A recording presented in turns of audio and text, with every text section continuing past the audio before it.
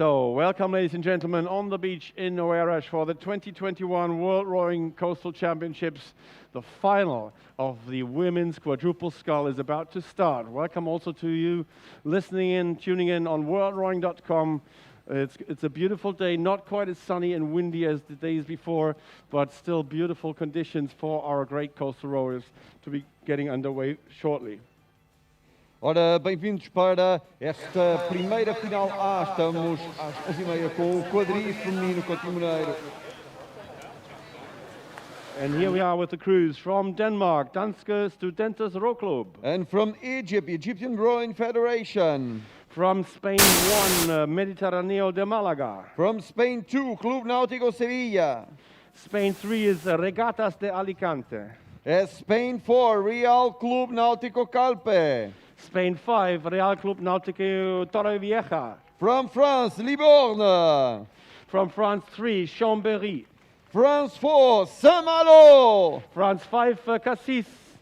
Great Britain 4, Tyrant Club. And then it's Germany 2, Ruder Club Alemannia from Hamburg. Ireland 1, Castle Hulshins. We have Ireland 2 from Candu Rowing Club. Ireland 5, Killerglin. Then we have Monaco Société Nautique Monaco. And from Russia, VVS. Then we have Ukraine, the National Guard team from Ukraine, and the United States of America. Sorry, the Ignacio Great Miami Rowing Center. So this is the lineup. This is the lineup. Here we have the Spanish. Estamos agora para o alinhamento da saída com imagens da equipa espanhola. Uma das equipas espanholas presentes aqui. Ao público presente, lindíssima esta imagem. 20 embarcações alinhadas aqui na Praia da Torre de uma forma espetacular para este fantástico percurso aqui desta primeira final A, onde vamos atribuir medalhas ouro, prata e bronze ao público presente. Vamos dar aplauso e força aos remadores.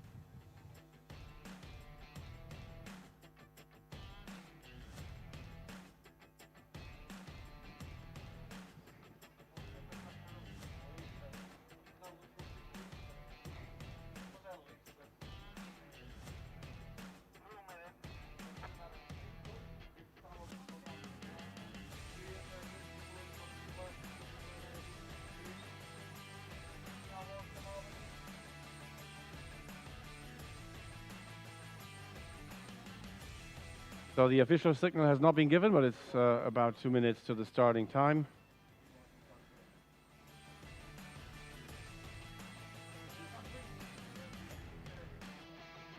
Again, we have a beach start. We're very happy, and I think most of the rowers are happy too. A beach start meaning boats lying on the beach, and they will be receiving instructions pretty soon.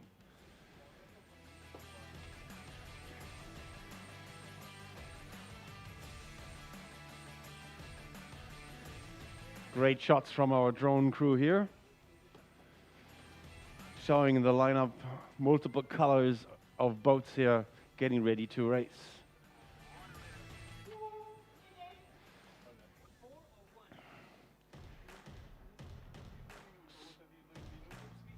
So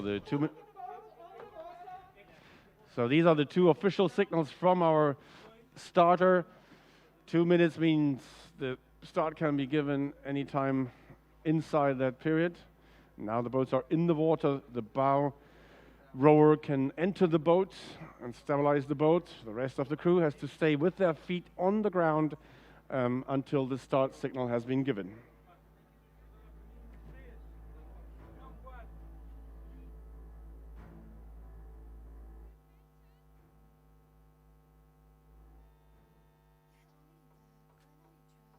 We go with the first start of our A final series. There we go with two commentators absolutely ready to rumble and talk. It's James Scott and Peter O'Hanlon. Peter, please. Thanks, Sebastian. Well, it's Spain 1 getting out first. Mediterráneo de Málaga in the yellow top boat. Early lead for them. Germany over on the far side looking to try and contest the front of the field. Egypt not getting left behind here. The Egyptian Rowing Federation currently in third. Great Britain 4 alongside them. That's the Tyrian Club. Molly Brugman, Victoria Oppett, Sarah Parfitt, Alessandra French and Louise Cox. A number of international athletes combined from the US squad and the GB squad. They're right alongside Ukraine and France 2. France 2, where we've got the Liban Club Nautique, Maya Cornu, Edwige Alfred, Josephine Cornu d'Anjou, Susanna Sarek, and Remy Chatenier. Some of the most experienced coastal rowers from the entire French squad. Edwige Alfred in the stroke seat, one of the most experienced in that French squad as well. So we'll be keeping our eyes peeled for them. They'll be able to navigate very, very well out there on the water. They're also coxed, of course, by Remy Chatenier, who we've seen competing through the course of the last 2 weeks of coastal and beach sprints racing. Now at the front of the field, though, Mediterraneo de Malaga establishing a 1-length lead as we find Germany, Ireland 5, Ukraine 1 and France 2 level. Conditions really starting to pick up here though, James, the chop and that headwind. Yeah, absolutely. It's got a lot windier. You can see on the surface of the water what was relatively sheltered even to within the beach and the bay has now become quite broken. Very, very dark top of the sea. The surface again just come alive with the wind driving the swell. We don't have as much tide running now. We're only an hour until high water, which means that the tide flows really eased. So that's going to be less of a factor coming up to this first turning point, but not a non-factor by any means. They're still going to have to apply some good judgment to that, but certainly the wind coming into play, it'll be interesting to see what sort of sea state that creates on the marks, especially on the longer course further out to sea and further offshore. Well, these quads handling it expertly, no clashing to spot just yet. Mediterraneo de Malaga leading, but rapidly eroding that lead. We've got the powerful combination from the Ukrainian National Guard. A big boat here. We've got Oksana Golub, Olena Buryak, Yevgenia Dovodko, Darnia Bakogliad and Mikola Tatserev. Olena Buryak in the 2-seat, holding the world record for the indoor 2,000 meter race, so they'll be able to put down the power when they need to, and it looks like they're going for quite a fast start here. I think a lot of the crew strategies will be to contest this first turning point and have a clean exit away from any massive boats converging in on the turning point. Third place is still with France's Liban Club Nautique, but not far astern from them we've got Ireland 5, which is the Kilorglin Rowing Club crew of Natalie Long, Rhiannon O'Donoghue, Zoe Hyde, Molly Sullivan and Deirdre Leahy. And then just behind them, that Great Britain 4-boat, the University of London Tyrian Club, with that squad of internationals. So these 5 boats now pulling up to a clear water break, a length ahead of Germany 2. Germany 2, the Ruder Club Alemannia, half a length up on the Egyptian Rowing Federation, and then half a length down from them we find France 3, the Chambéry Club Nautique. I think these front 5 boats, as long as they can stay clear of any tangles and cross blades at this mark, are all going to be in a really strong position to round it well. They're coming in at a very nice angle. It's not going to be too much of a sharp turn, but these boats will be able to sweep around, expertly steered by the Coxes, and then on to the next leg. I'm really interested, looking further back in the fleet between Spain 2, Spain 3, and one of the French entries, who are very closely bunched together, and that's going to be quite exciting when they get to this mark. Well, pulling up to a length out in front now, Mediterraneo de Malaga, Natalia Miguel Gomez, Celia Miguel Gomez, Teresa Diaz Moreno, Felipe Mendez Tome, and Marta de Heras Yambrino around cleanly. Chambéry, Liban Club Nautique coming in and having a bit of a clash here with the Ukraine National Guard. You don't want to be doing that, but they are now diverging, which is good news. No big clashes for these leading 5 boats. Moving up into 4th place is the Ireland 5 boat from Kilorglin, a length up on University of London Tyrian Club. We've then got Spain 2 around in 5th place. That's the Club Náutico Sevilla. Spain 3 behind them, Regatas de Alicante, half a length up on France 3, which is the Chambéry Club Nautique. That's the 7th place. And then the USA 2, just a canvas up on Spain 5, and then Egypt 1. And then absolutely level around the buoy here. France 4, Spain 4, Ireland 2, and Russia. Germany 2 dropping back a bit, but Denmark then just ahead of France 5 and Ireland 1 at the back of that tightly condensed pack. A good clean rounding of the boys, but current not too much for them. And obviously, as we saw there, James, with a coxswain steering them round, some wise choices by those on the outside not to try and cut in and condense the crews into the buoy. Wise choices to stay clear. No point risking it all and essentially finishing your race at the first mark just for cutting it a little bit too fine. Interesting to see though that the boats on the right that were able to take the corner and not get squeezed down onto the mark did a really, really nice job of maybe making up a couple of boat lengths on people that they'd previously been slightly behind. I think it was just the France 4 team got a little caught up on the mark, but they were the only one with any contact that we saw, but they did a nice job of managing to get all of their blades out from around it, and then after a couple of strokes found their rhythm and were back in sync again. And that's one of the difficult things when you end up with half your blades on one side of the mark and half your blades on the other side. You end up with both halves of the boat essentially rowing at different speeds until they get back into a rhythm again when they're all in clear water. That's the trick, but back to the front of the field now. Regattas, we've got Mediterraneo de Malaga still out in front, but not much, because flanking them on either side. Oh, a big wave sees the Liban Club Nautique 3-seat fall right off her seat. That's made them miss a couple of strokes. She's back safely into her rowing position. They've lost a length now to Ukraine. Ukraine in their distinctive luminous yellow hats are trying to move up past the Mediterraneo de Malaga at the front of the field. Liban Club Nautique, as I've said before, hugely experienced. They're starting to pull up alongside Spain. We'll see them get that boat speed back, and this could be the determining factor, because we are here at the 2021 World Rowing Coastal Championships. This is an A final here for the women's Coxed quads, so medals to be won, and we'll be seeing the leading three take home the gold, silver and bronze for this year, ranking top in the world in coastal rowing quads racing. Ukraine now pulling level with Spain, the Mediterraneo de Malaga boat. Spain won, so it's a real tussle on that power in the Ukrainian boat, really showing through. Their level for the gold and silver position at the front. Coming into this race now, though, here comes Kilorglin Rowing Club. Natalie Long, Rhiannon O'Donoghue, Zoe Hyde, Molly Sullivan and Deirdre Leahy pulling up to try and draw level for that bronze place again, alongside Liban. This sea stage really picked up here in the deeper water again, with the wind having filled in. I think earlier on this morning I said we maybe had 8 to 10 knots of wind. I'd say we're looking at more like mid-teens now, so 13, 14, gusting 15. And the difference that makes for only a couple of knots is quite significant. It's driven what was a nice long rolling swell of 8 to 10 seconds into something much, much sharper and more confused. No massive waves to crash off, and especially the longer and heavier boat length handling that shorter sea state quite well, but there's certainly a lot more spray running than there was before, and it's going to be much, much more challenging for everybody's technique.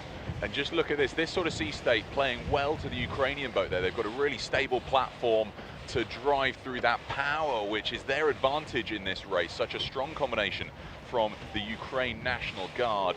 They're barely missing any part of the stroke. They're having really clean catches there compared to some of the others, perhaps lighter in their boats. They're bouncing around just a little bit more. You can see the pivot front to back. What do you make of that with these waves starting to roll through, James? Yeah, absolutely. The Ukrainian boat looks like a much more stable platform for it. They're not pivoting anywhere near as much, which means that the other boats behind, which all have a different bow shape, are rocking around much, much more. And as you say, it means that the difference between the height at which the stroke and the bow have got their blades entering the water, if the boat's pivoting up half a metre, that difference is enormous. So to have a stable, level platform most of the time will make it much, much easier to maintain a good rhythm.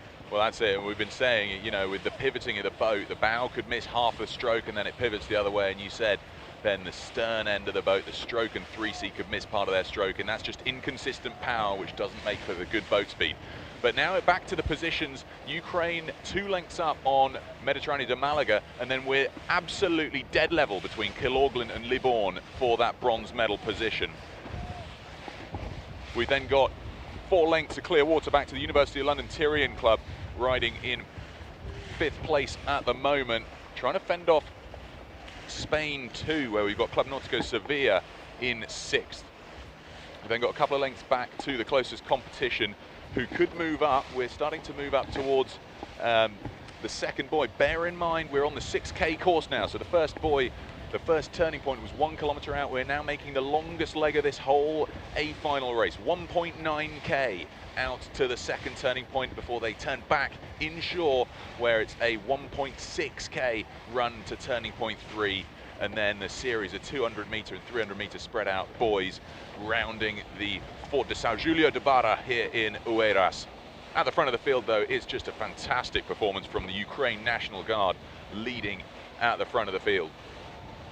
Yeah, one of the big differences with this longer course is that they're going to spend more time in the shallower water, which means at the moment it's not going to have so much of a difference, but certainly with the tide running with them later on today when it's on its way out, that's going to make a big difference. They'll have a big tidal advantage for the first bit with the tide running, but then less so. At the moment, I imagine as they go from the deeper water into the shallower water, there could well be, if we were tracking boat speeds, half a knot, maybe even 3/4 of a knot difference, and that's how much tidal advantage you can have or not have just between the deep and the shallower water. So that's going to be critical when it comes to their race strategies, turning back inshore. Positions changing now as we see Liban Club Nautique start to pull up alongside Mediterraneo de Malaga. There's half a length in it for silver and bronze at this stage. And Kilorglin going with France and starting to reel in the Spanish at the moment. Mediterraneo de Malaga could see themselves lose out on a medal if they're not able to fend off the fast-moving boats of Liban and Kilorglin. We then look back 4 to 5 lengths and we've got Great Britain 4 in their distinctive red-topped boat wearing the Tyrian Club colours of white and purple check. Very distinctive. They've opened up good clear water ahead of Club Nautico Sevilla. So they'll be trying to bridge that gap into the pod of boats racing for medal positions. It's going to be tough for anybody to close in on Ukraine at the front though. Interesting with the first day that we've had this westerly wind instead of the northerly wind. It's up until this point on this morning been a crosswind on this leg, which means that we've had quite a wide spread of boats that have either been compensating or trying to use that for their advantage, staying right on the upwind side of the course, or those that maybe haven't realised what an impact it's had and ended up quite a long way downwind, and we've had spreads of hundreds of metres from left to right across the fleet. But here everybody's pretty much in one straight line for the course with the wind coming dead on the bow, and that will really come into play on the next leg, which had been an upwind leg on previous days and will now be a crosswind leg, to see again whether they manage to use that to the advantage, stay left, or whether a lot of them get pushed down and then have to row back up into the wind to make that mark. Well, positions as we come up towards turning point 2, Ukraine still out in front. We've got now nearly level Mediterraneo de Malaga, shortly to be rowed through if the boat pace stays the same by Liban Club Nautique to try and take that silver medal position. Kilorglin nearly in contact with the stern of both of these boats, and it's going to come down to a race of stamina and handling these tricky and changing conditions. So that's the 1, 2, 3, 4. 5th place still with the University of London Tyrian Club. We've then got Club Nautico Sevilla in 6th place, just ahead of the Russian boat, where we've got Alexandra Bolshakova, Elena Lebedeva, Yulia Volgina, Olga Kalalieva and Elizaveta Pankova. Now, as we head out towards this furthest buoy, we're going to catch up with Sebastian back at the tower. Who have you got there, Sebastian? Well, first of all, I've got a lot of people without masks sitting very close to each other. So if you want to be on the picture, please put on your masks. Friendly reminder here, and you are obviously thinking, oh no, not again. Yes, please do. But in fact, we use this break for our commentators to change the position to a better vantage point, to do a little interview with the Olympic bronze medalist in the single scull. I have Magdalena Lobnik of Austria with me here on our tower, and she was supposed to row with her sister Katerina, who's coming up later on in the single scull and the double. So Magda, tell us first what happened. What happened before this race? Yeah, unfortunately I got injured 3 weeks ago. Yeah, I have a subluxation on my tendon, on my foot, so I'm not able to row, but I'm happy I can be here to support my crew. Excellent. So which crew is it? It's in the double also, right? We have a men's double here who will be also racing in the final A later on. And we have 2 women's singles who are competing for the medals in the final A. So you told me just a moment ago you prepared a little bit for these coastal events, but on a rather calm lake with a coach actually throwing waves purposefully. So that is a preparation. Is it something you would try again for next year for Saundersfoot in Wales? I mean, it really looks fun, and I definitely want to try it. And I'm really sad I can't try it this year. But my girls told me it's amazing. You can't really compare it to normal rowing. It's such a rough water outside there, and yeah. It's just about tactics and feeling of the boat and the waves. And yeah, will be interesting who can be on the medal podium today. it will be interesting. We'll find out very soon with our commentators again what the positionings are. Let's just before we talk about waves, we had a little wavy time in Tokyo on a few days as well. Tokyo, that was your moment of glory. You had to miss out on the European finals. You were 4th at Lucerne. So what made the difference for you to be able to win the bronze medal at the Tokyo 2020 Games?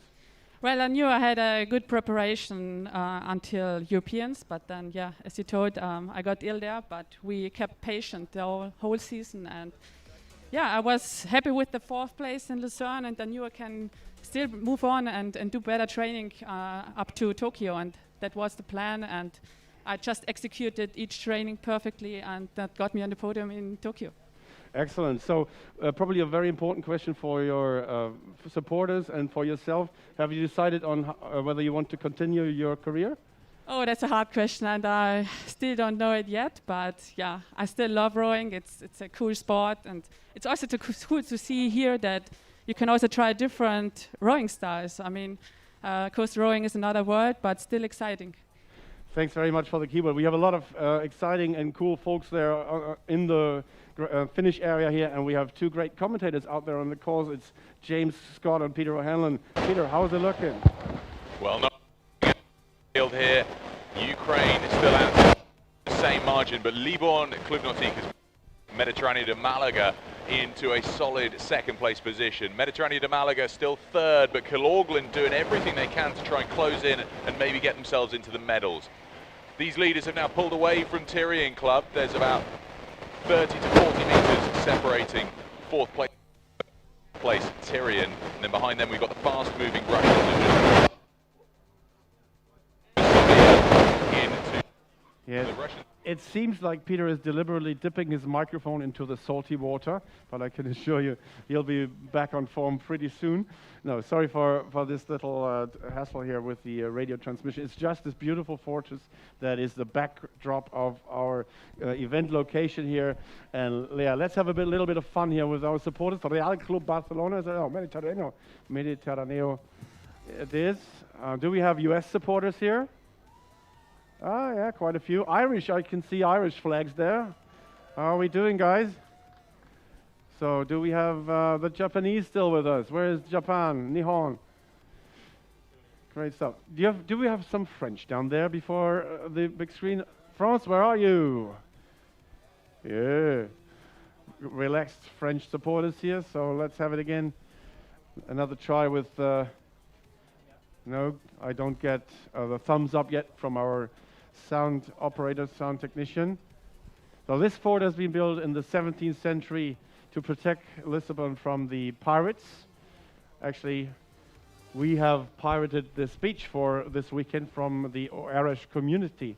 So very big of a thank you here to Irish for hosting us so well over this last 1.5 weeks. First, the World Rowing Beach Sprint Finals in great style with great pictures. And then we have now the World Rowing Coastal Championships Finals. It's the final of the women's quadruple scull underway. And I guess we have some great news now from James and Peter. Thanks, Sebastian. Well, we're moving back towards the Port de São Julio de Barra as the leaders of this race make their way towards turning point 3, that 1.6k leg inland before they have to do a bit of a slalom through turning points 3, 4, 5, 6 and 7. Leaders are still Ukraine's National Guard crew, who have opened up an enormous Clearwater lead ahead of Liborn Klubnotik, currently in 2nd. We then have the Mediterranean de Malaga boat still maintaining that 3rd place position, and they've opened up 2 to 3 lengths of clear water over Kilorglin, still riding in 4th.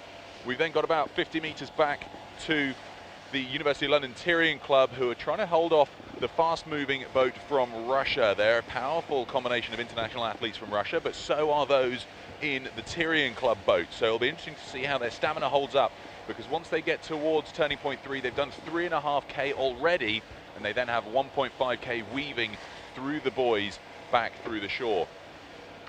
How do you describe the conditions here a little bit more inshore, James, compared to what they had out there on the 2nd leg? I think in the shallower water there's less of the sea state we saw in the deeper stuff, absolutely, but still a fair bit of wind running.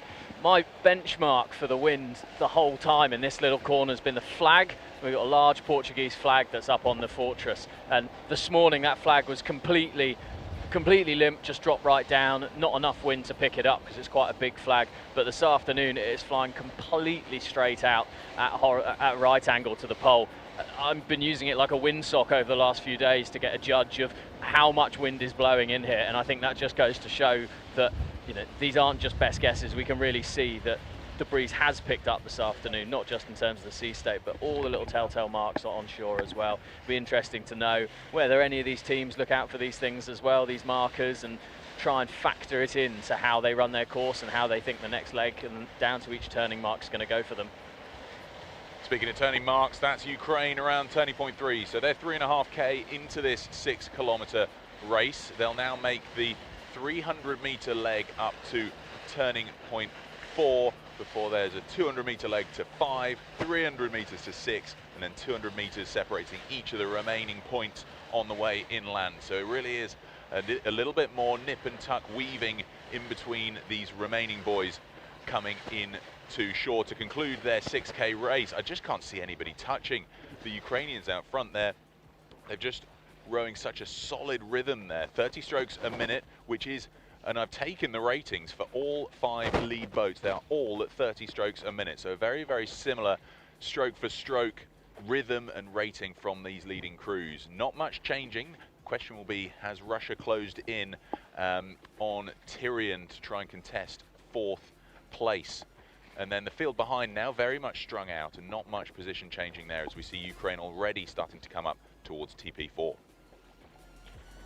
I think one of the interesting bits about when we get to this point of the longer course is how much sharper angles there are between these 4th and 5th turning points. Previously there were quite shallow angles of approach to all the turning points and it was a bit of a kind of gentle dogleg, but now we've got them coming back at 45 degrees to what was their course and then diving back up in towards the fort and the beach and then coming back out on the more gentle angles between the final few marks. But it does mean that there for mishaps that wasn't there before. Well, we're seeing the Ukraine's tactic for TP4. They've stopped rowing on the inside of that bend, so their right-hand blade is holding it up while they tap things round using their left-hand blade to get the angle of attack up towards TP5.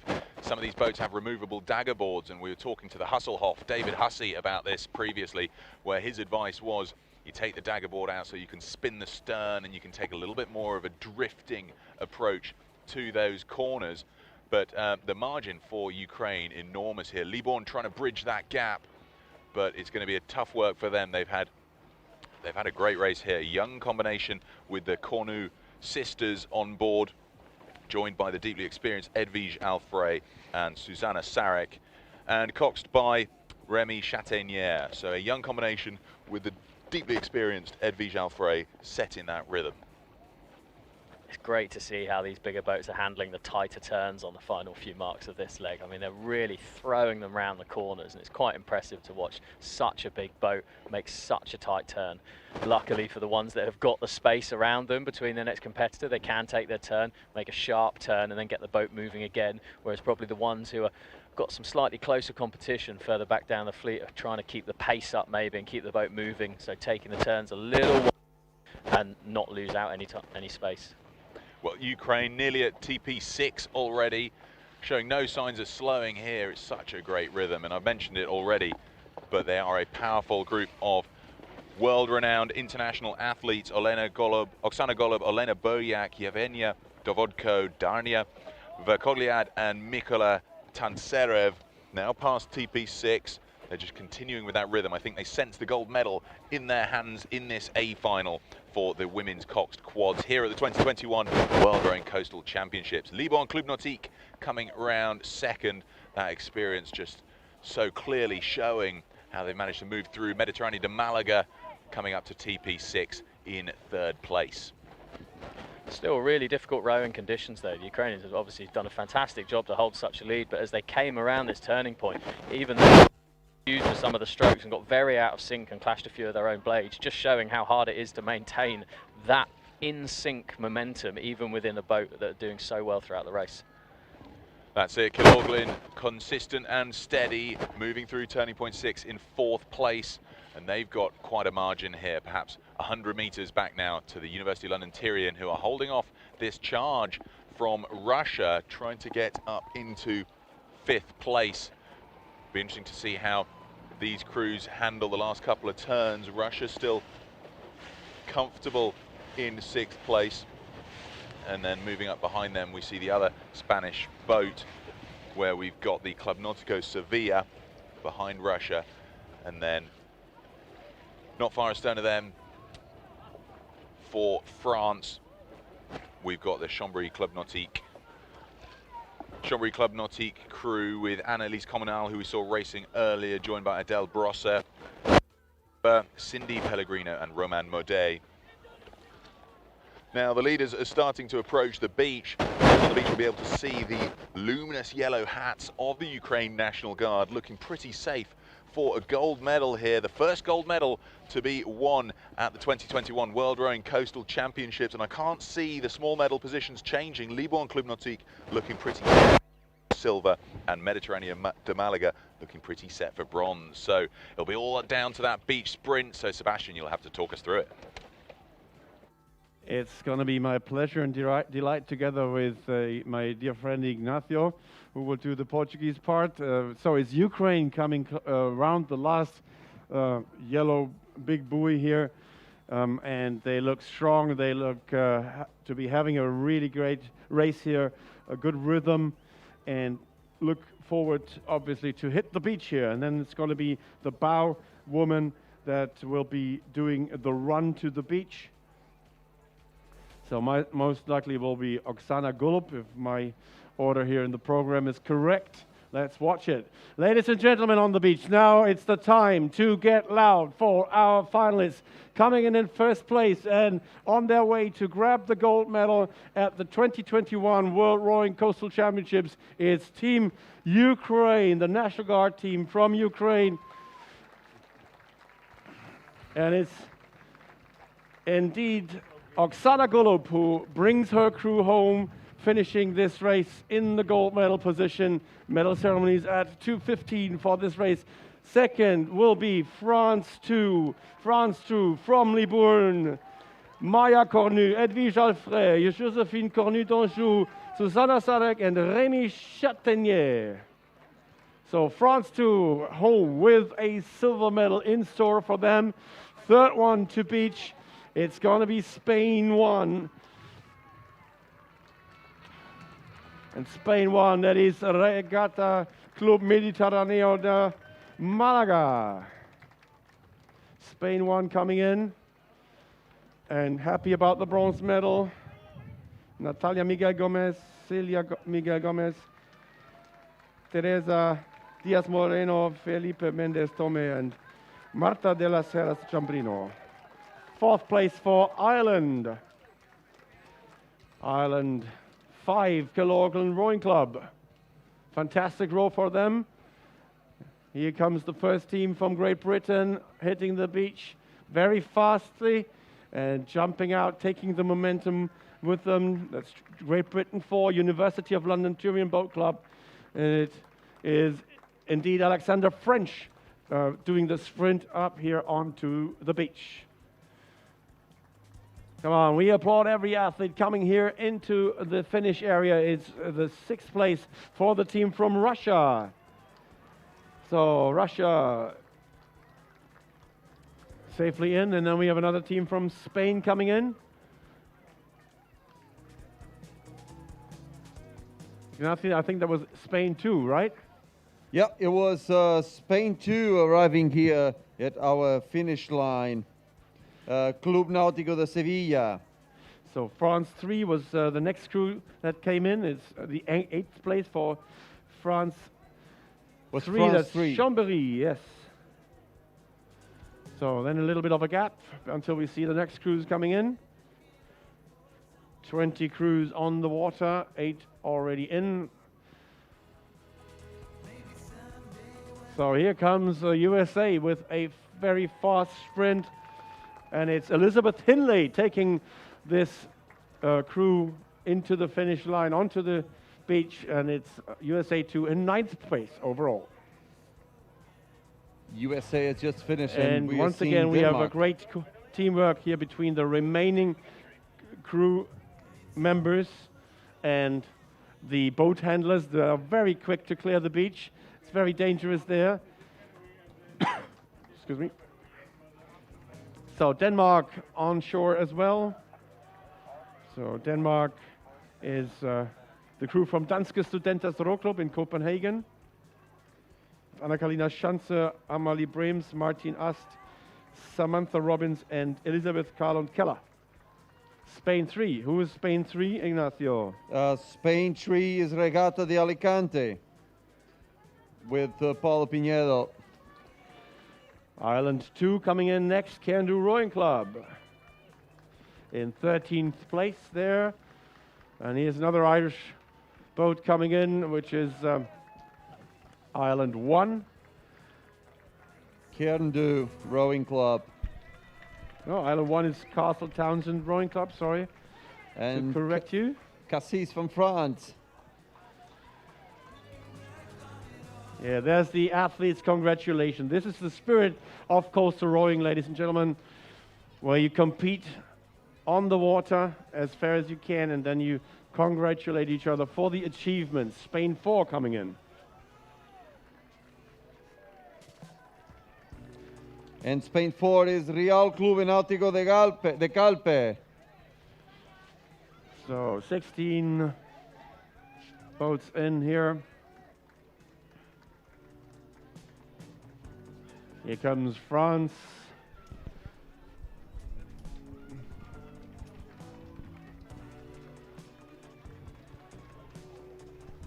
Then we have Spain coming in, another Spanish crew. Yeah, I think its finish is Spain 5 from Spain Real 5. Club Náutico de Torrevieja.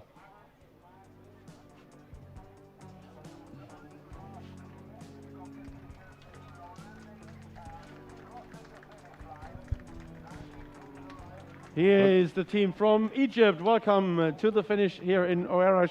Well done to you all. So we have all crews safely onto the beach again. So ladies and gentlemen, let's have a big round of applause for all our athletes and all our volunteers here on the beach. Thank you so much. Há grande aplauso então para os nossos remadores e para toda esta equipa que tem estado a ajudar a tirar estes grandes barcos dentro da água, os nossos voluntários. Parabéns a eles também. Estamos para a próxima ronda a sair às 12h15, daqui a sensivelmente 12 minutos. So just a few minutes until we head into the next final A. This was the final A, the medal final for the women's quadruple sculls.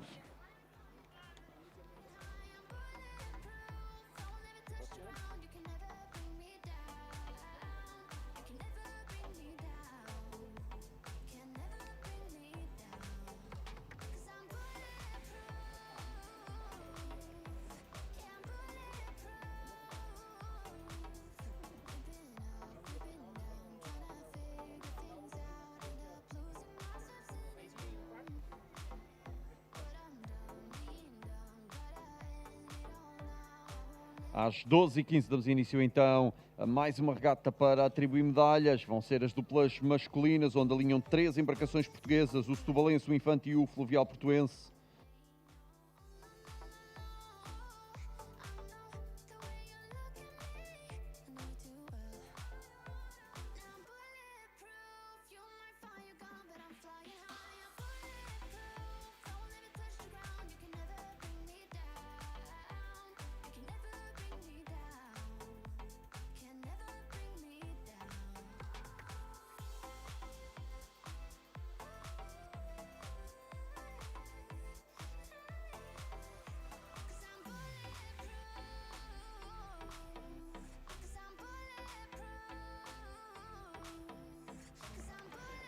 So on screen, ladies and gentlemen, you still have the recaps, the slow-mos and recaps, and great aerial shots indeed from our Portuguese TV colleagues of the women's quadruple scull final. Let's talk a little bit with Magdalena Lobnig again, Austrian Olympic bronze medalist in the women's single scull at the Tokyo 2020 Games. Magdalena, there's two Austrians here in this race. It's not like a very old sport in Austria, I believe. So we have from Lia Wien, a very traditional club, Juri Suchak and Alexander Maderna here in this coming race. What do you think their chances are?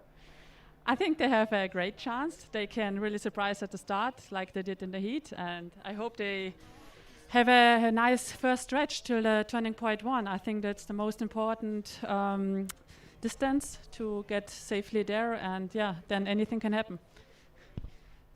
Right, so you always have a chance when you're in the final, that's for sure. I mean, you have made, or tried to make the transition from a flat water boat into a coastal boat. So what would you think the hardest thing about doing this transition? Let's say you would be in a flat water double on an Olympic course compared to going into the coastal. Where are the differences in the boats, in the handling of the boats?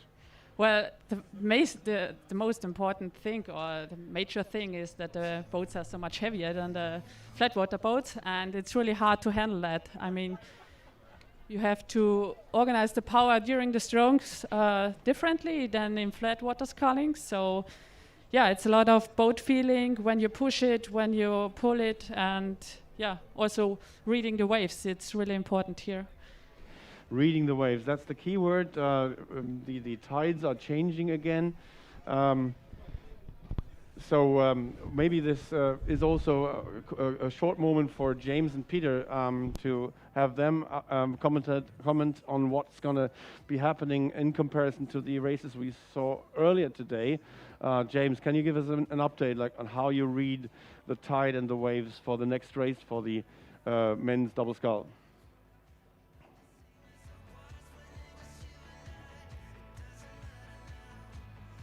Well, obviously they are preparing the next race, so let's give them that time. Beautiful aerial shot here from the drone on the beach, onto the Oeiras beach. So let's prepare for the next medal final, which is the men's double scull at 12:15.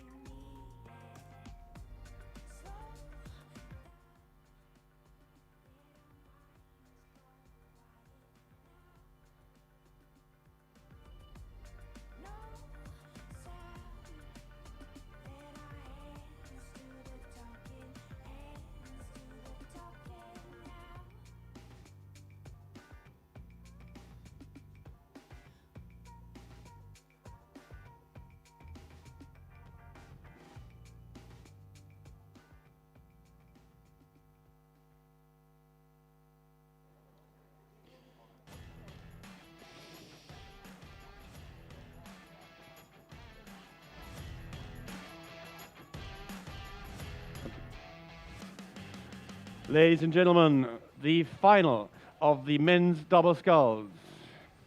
A final das duplas masculinas. And we have lined up on the beach for another beach start. Austria, Liavin, Yuri Suchak and Alexander Maderna. And Belgium, Maxime André and Gaston Mercier. From Spain, 1, Real Círculo de Labradores de Sevilla, Patricio Rojas Aznar and Ruben Padilla. And Spain number 2, Mediterráneo de Málaga, Miguel García, Javier Balebona. Spain 3 is Club Remo Domino, Jesus González Alvarez and Rodrigo Conde Romero. And Spain number 8, Real Club Náutica de Torrevieja, Miguel Moreno y Miguel Onteniente. So Finland from Neste Rowing Club, Juho-Pekka Petäjänniemi and Joel Naukarinen. And Finland number 2, Takon Sotajat with Jukka-Pekka Kauppi and Ville-Pekka Maikenklai. From France 1, Corbeil, that's Alexis Fortier and Émeric Fortier. And France 6, Saint-Malo, Clément Thomas et Yannick Baudelot. Great Britain 3, 2 Olympians or national team members here for the University of London Touring Club, Ollie Cook and Patrick Boomer. And Great Britain number 5, Bexhill Deal Rowing Club, Mark Mitchell and Willem Dennis. From Germany 2, Stuttgarter Rudergesellschaft, Emil Schmidberger and Moritz Daniel Kortholz. Germany 3, Sportschule from Berlin, Mika Richter, Adrian Groth. And Italia number 1, Canottieri Padova, Simona Martini y Luca Chiomento. From Italy 4, Speranza, it's Giovanni Michele Cambiaso, Salvatore Giardino. And Norway number 1, Norsk Students Hawk Club. Kjetil Borg and Janas Kastabe Helvik. E de Portugal, do Setubalense, o Dinis Duarte Costa e o Afonso Costa. Na Portugal número 2, do Infante, Nuno Paiva e Duarte Castro. De Portugal número 3, o Fluvial Portuense, José Canha e Mateus Bianchi Costa. So we have Portugal 1, Portugal 2 and Portugal 3 in the race. Sweden 1 completing the field here. Stockholm and Höganäs row clubs, Dennis Gustafsson and Eskil Borg. Ora, esta vai ser então a final dos doubles masculinos. Ao público português na praia, vamos dar força ao Setubalense, ao Infante e ao Fluvial Portuense.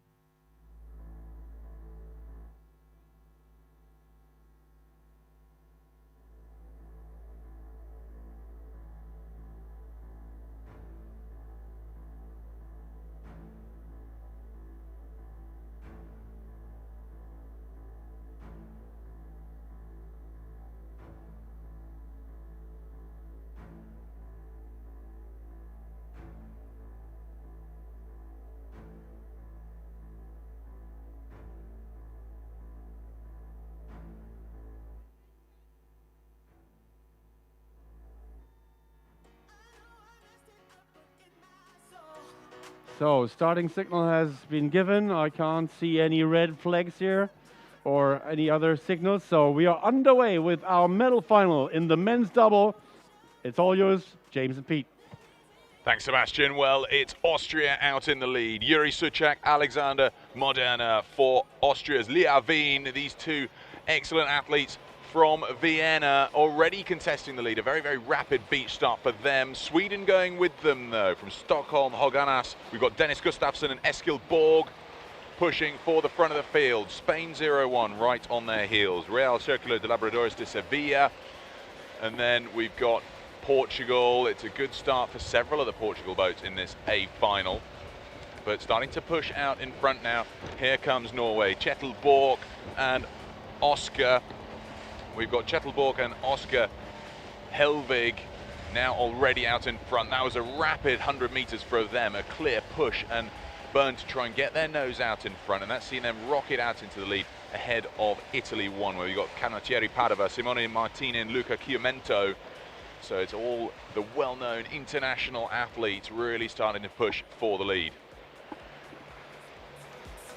Spanish 8 team had really pulled out in front right at the beginning, but have dropped back a little bit now, haven't they? And as you say, the Norwegians out front, cutting out a very, very good lead, and they're going to be able to take this first point however they want.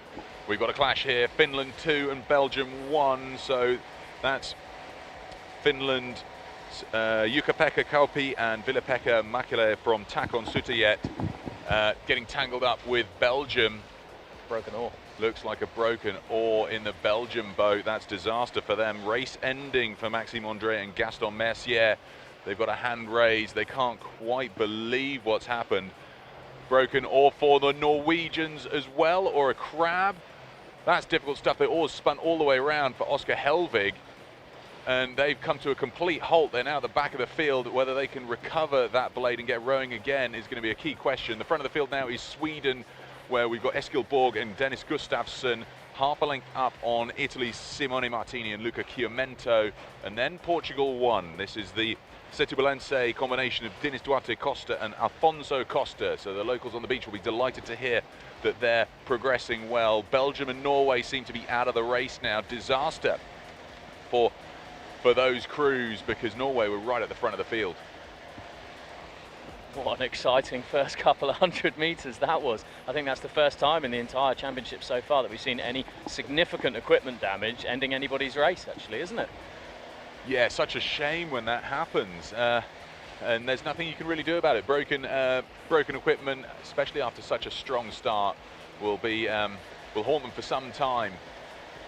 Looking to the front now, though, Italy starting to make really good ground here. We've got Simone Martini, Luca Chiumento of Canottieri Padova in their white boat, alongside the Swedish combination in their black boat with the white trim, just holding on to second place as the fast-moving Italians try to make their break for the turning point.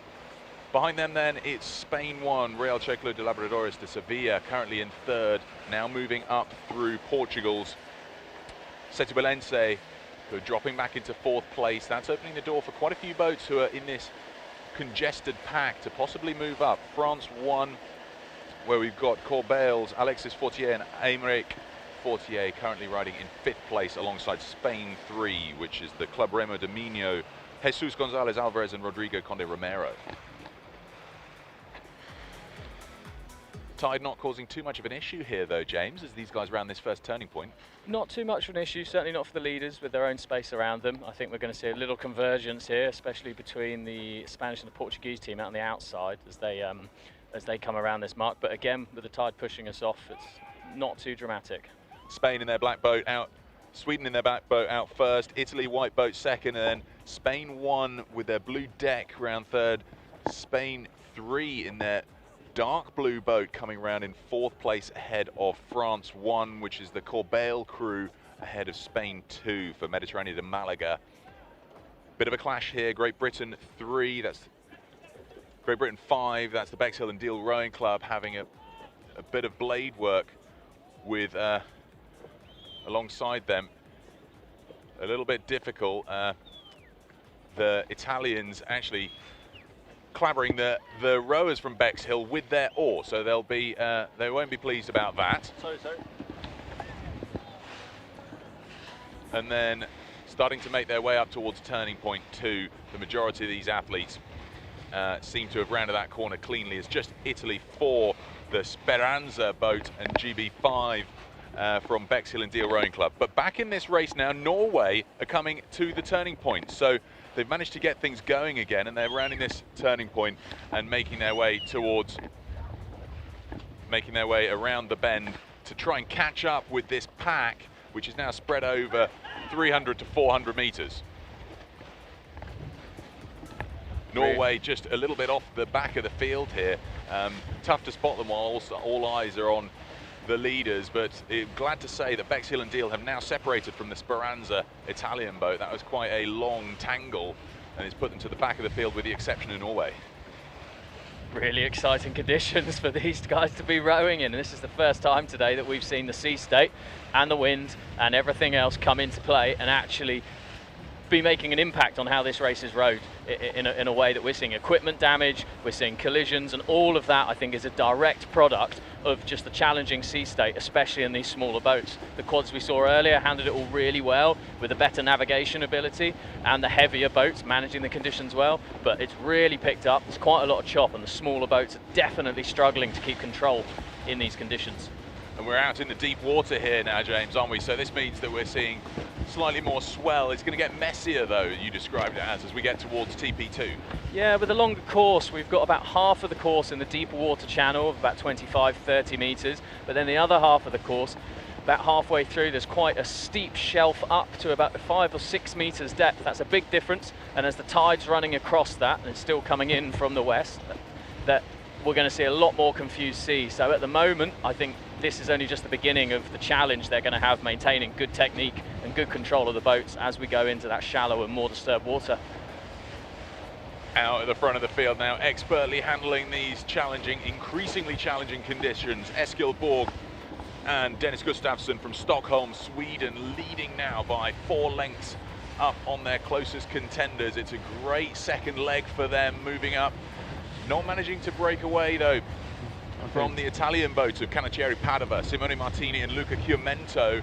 They're holding second place position at the moment, ahead of Spain, where we can see the Real Chaclo de Labradores de Sevilla currently holding third place, ahead of Spain 3 in their dark blue boat, the Club Remo de Minho in 4th. Certainly up the front, handling these conditions really, really well, managing to maintain a really, really nice rhythm in what is very challenging rowing conditions.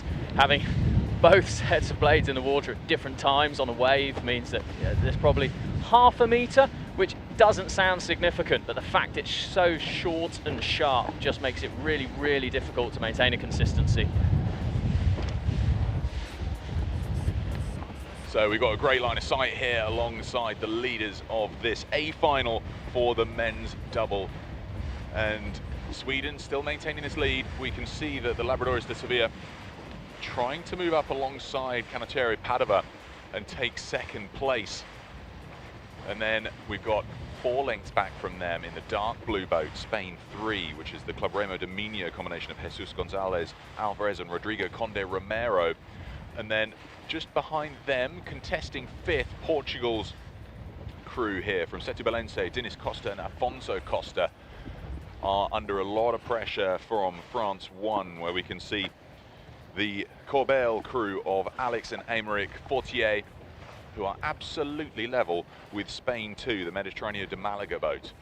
So the field now distinctly spread out. I just cast my eyes back to see how the Norwegians are getting on, whether they managed to get in touch with the back of the pack. They have, and they're starting to close in and move up through the field. It'll be an amazing turn of events if they can move up through this tightly condensed pack. But if anybody's going to do it, it's such a powerful combination like Kjetil Borch and Oscar Helvig. Really interesting to see the front 3 boats here, all with a slightly different bow shape and design, all handling conditions as a very slightly different platform. And while there's clearly not a massive difference, they're all staying very consistent in touch with each other. It's the marginal gains that will be the thing that make it, especially on the longer legs like this. And those marginal gains will really come into their own on a long leg, and what wouldn't be relevant on a shorter leg suddenly might turn into the extra boat lengths that they need. Well, we can see starting to move up through the field from 11th into 10th place, the distinctive colours of the University of London Tyrian crew, where we've got Oliver Cook and Patrick Boomer just moving up through the distinctive blue boat out there on the course. One of the Portugal crews, Portugal 2, I believe, the Infante crew of Nuno Pava and Duarte Castro. A lot of gaps to be bridged, though, because the leaders are opening up quite a clear water margin. It's still the Swedish crew ahead of the Labradores de Sevilla boat, currently holding second place. I I'd say we're probably at about that halfway point on this second leg now, where the bottom of the seabed is starting to shelve up quite steeply into the shallower water, and we can see ahead of us it's all getting a bit more confused. Probably 3/4 of a metre up to a metre of swell height now potentially, and some slightly bigger impacts as the bows are riding up over this sea and crashing back down again. Again, just going to make it harder and harder, and more important to have such good technique to deal with these conditions now. That's the thing, isn't it? I mean, it doesn't always come across when you're on the beach looking out here. We've had quite a few comments from those that haven't been out on the water that it looks calmer, but once you get out here, and it's quite deceptive trying to work it out from the camera angles as well, just how choppy it is. It's not until you see the water flying and the bows jumping up and down that you start to realize how just how challenging the conditions are starting to build towards what we might expect later when the tide turns in the other direction. Italy 2 in second place at the moment. Italy 1 in second place at the moment. The Canottieri Padova boat now building their margin ahead of Laboradoris de Sevilla. So the 1, 2, 3, Sweden comfortably out in front. We've then got Canottieri Padova in second, and third place Laboradoris de Sevilla. Trying to bridge this gap though, we can still see a good push from Spain 3, which is the Club Remo de Minho. They've got clear water behind them, and peeking over their shoulders are Jesus Gonzalez Alvarez and Rodrigo Conde Romero, just trying to see how far that gap is to their fellow countrymen from Laboradoris de Sevilla to see if they can get in touch for some medals. As soon as they're around this next turning point 2, they're going to be going across the wind and the swell. And again, we'll have to see how the smaller and lighter boats manage that. They're going to be more affected by the wind, but being a lighter boat, so it will push them across the water. But then again, they're going to be lower to the water and present less windage, so maybe that'll be enough to offset it. We'll just have to see how they compare to the quads did earlier. That's a really good point. This shallower water, slightly different sea state as you've described it, James. We're going to let these leaders run out on towards turning point 2. It's still Sweden out in front, and Canottieri Padova in second. Third is the Laboradoris de Sevilla. Fourth, we've then got the Club Remo de Minho. Fifth place, Portugal's Setubalense. Fifth place, then we've got France 1, which is the Corbeil combination.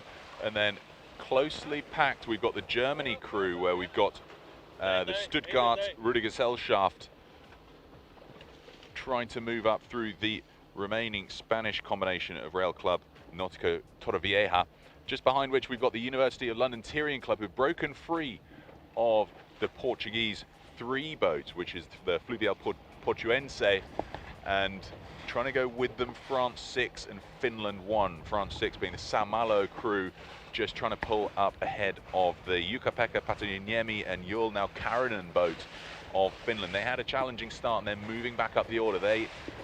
So many well-known international crews out here on the water.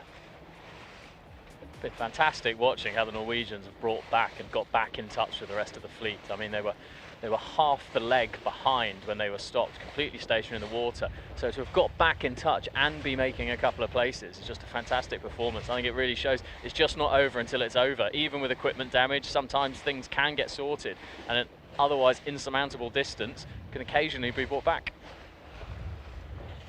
So you called it there, James. Norway now 16th place from being at least 100 meters behind last, behind 19th. So they're really moving up the field here. Just shows the strength and power in that Norwegian combination. The leaders, Sweden, now around turning point 2. So why don't we catch up with Sebastian and hear how things are on the bank. And as soon as we're back in transmission range, we'll tell you the latest.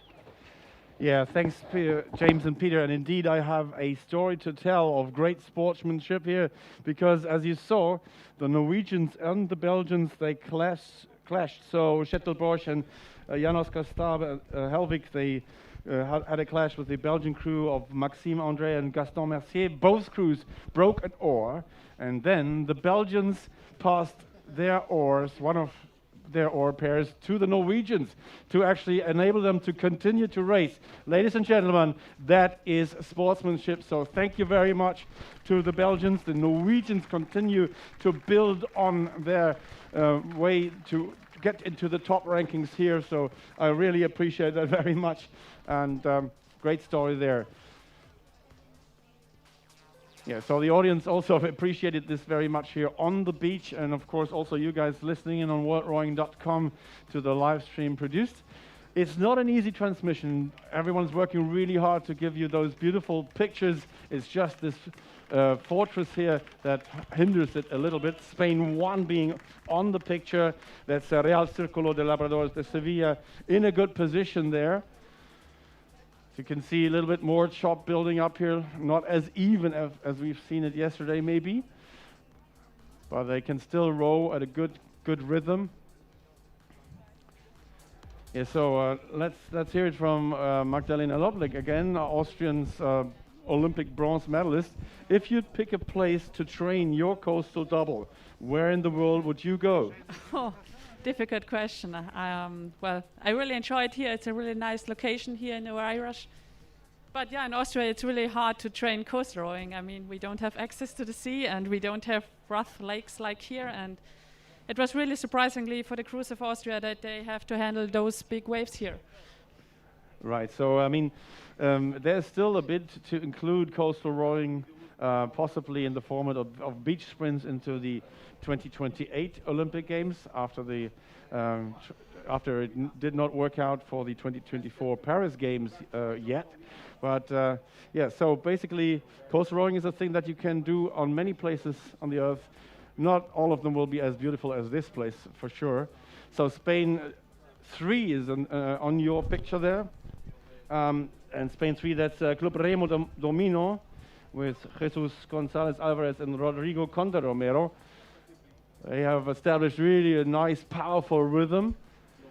And this also something I noticed, it doesn't have to be as synchronized out of the water as we aim it for to be on flat water rowing. It can be a little bit out of synchronicity here out of the water, but in the water I think the same rules apply. And if I listened to James and Peter the other day, so the acceleration, especially when you're with the wind and with the waves, when you go down the wave, is about the same that you have, or is very important that you increase your rate of striking. Portugal. Who are the Portuguese guys? It's Portugal 1. Yeah, Portugal 1 é a equipa do Setubalense com o Dinis Costa e o Afonso Costa. Muito bem a remar ali, a tentar marcar a sua posição com alguma pressão por parte da equipa espanhola do Minho. A tentar mostrar que ainda se mantém aqui a tentar um lugar pela medalha. Vamos ver. Setubalense bem posicionado, vamos ver se consegue manter então esta posição até o final. Relembro que estamos a lutar por medalhas aqui já nesta regata. A todo o público aqui na praia, vamos nos preparar para aplaudir e dar força aos moradores destas duplas masculinas quando aqui chegarem, para sentirem o calor do povo português e terminarmos em beleza este último dia aqui deste coastal, deste remo de mar.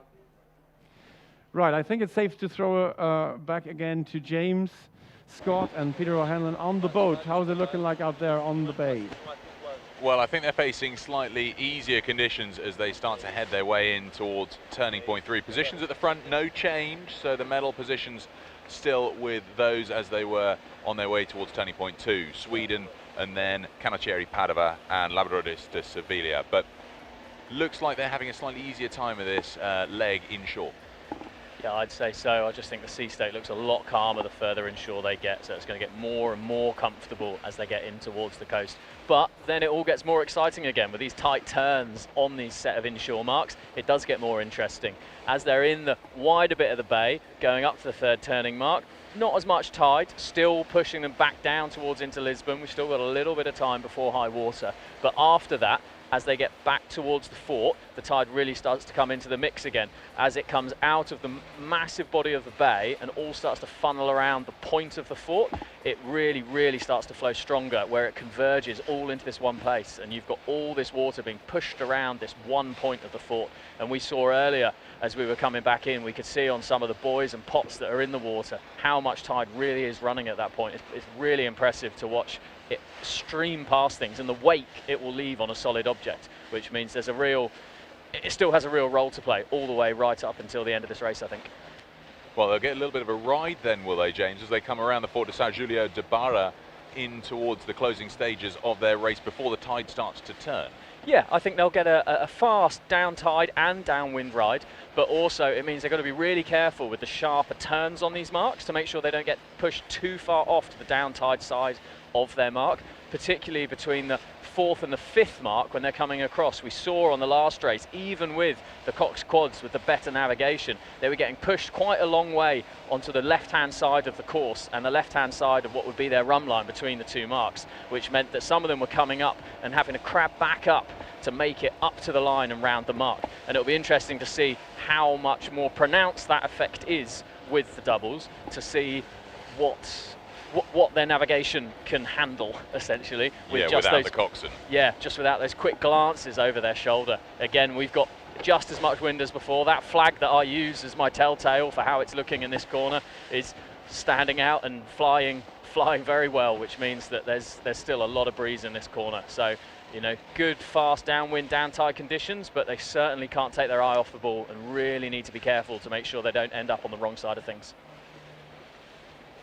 So the leading crew, still Sweden's Dennis Gustafsson and Eskil Borg are around turning point 3. They'll be making a 300-meter dash towards turning point 4 before getting back inshore on a 200-meter dash towards 5. 300 meters then from 5 to 6.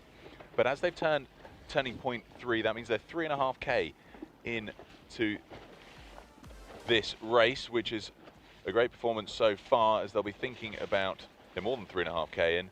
They'll be thinking about their finishing push towards the line, but it's a little bit of a slalom that they've got to go down. So they are 4.5K through this course, and they're already approaching turning point 4. So they've got a good safe margin there ahead of Canottieri Padava's Simone Martini and Luca Chiumento, and then still in 3rd place for the Real Circulo de Labradores de Sevilla, where we've got Patricio Rojas Aznar and Ruben Padilla, 2 other famous Spanish international athletes. Yeah, it's a safe margin, but as we've seen before, anything really can happen, although I think it would take a big navigational mistake or a breakage to really end their race now and slim that lead down to something that's competitive again. I think the only potential for it is getting pushed so far off with the tide on these that they end up having to come back up to a mark, but that would have to be a big error to be made for it to come through. Yeah, it's a missed buoy that could set them off track from their World Championship title bid here. They're coming into what's 1,000 meters remaining of their 6K race as they make the last push inshore directly towards the fort, and then they'll push round and take the arcing route around buoys 6, 7 and 8 before heading back in towards the beach. Positions 1, 2 and 3 largely unchanged. We've then got Portugal's Dinis Costa and Afonso Costa trying to make inroads towards 4th place, where we've got the Club Remo de Minho, or Jesus Gonzalez Alvarez and Rodrigo Conde Romero. We'll see how these leading crews navigate these final turns. No issues so far. I think they're all handling their trajectory pretty perfectly here, all taking a rather cautious route around these buoys. No need to cut it too fine and risk going the wrong side of the buoy, and either handling a penalty or trying to spin back round, and that will certainly be places lost if they're forced to do so.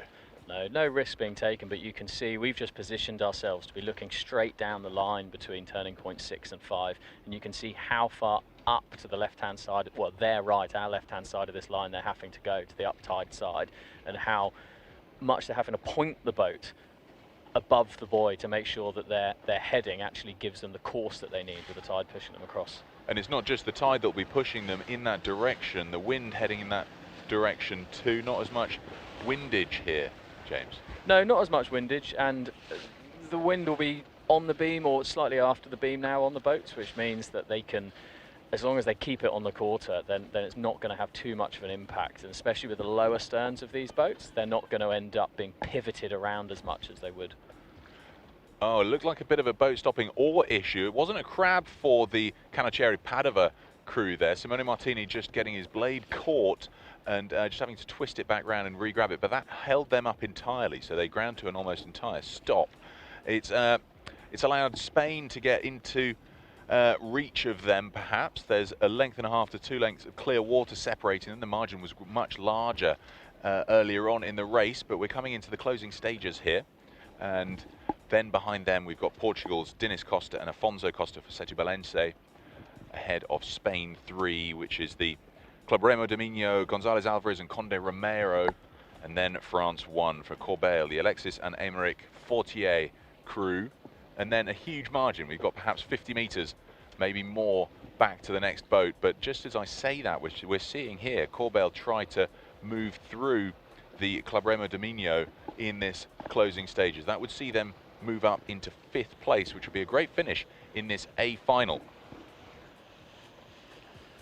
Seen just a team coming around turning point 6 here, having just misjudged exactly that tide and wind we were talking about before, and just got a little caught up on the mark. They seem to have managed to clear themselves now and are pulling well for turning point 7, but it does go to show that unless you are really tuned into what it's doing, it's so easy to get caught up. Well, I think that's what it was. There's a little white buoy here, I think a fisherman's buoy, that just caused an upset stroke for the Germany 2 crew coming round next, the Stuttgarter Rudergesellschaft, combination of Elmir Schmidberger and Moritz Daniel Kortals. They're still up in front of the next Spanish crew coming through here. Bow number slipping off, but I believe that's the Mediterraneo de Malaga boat.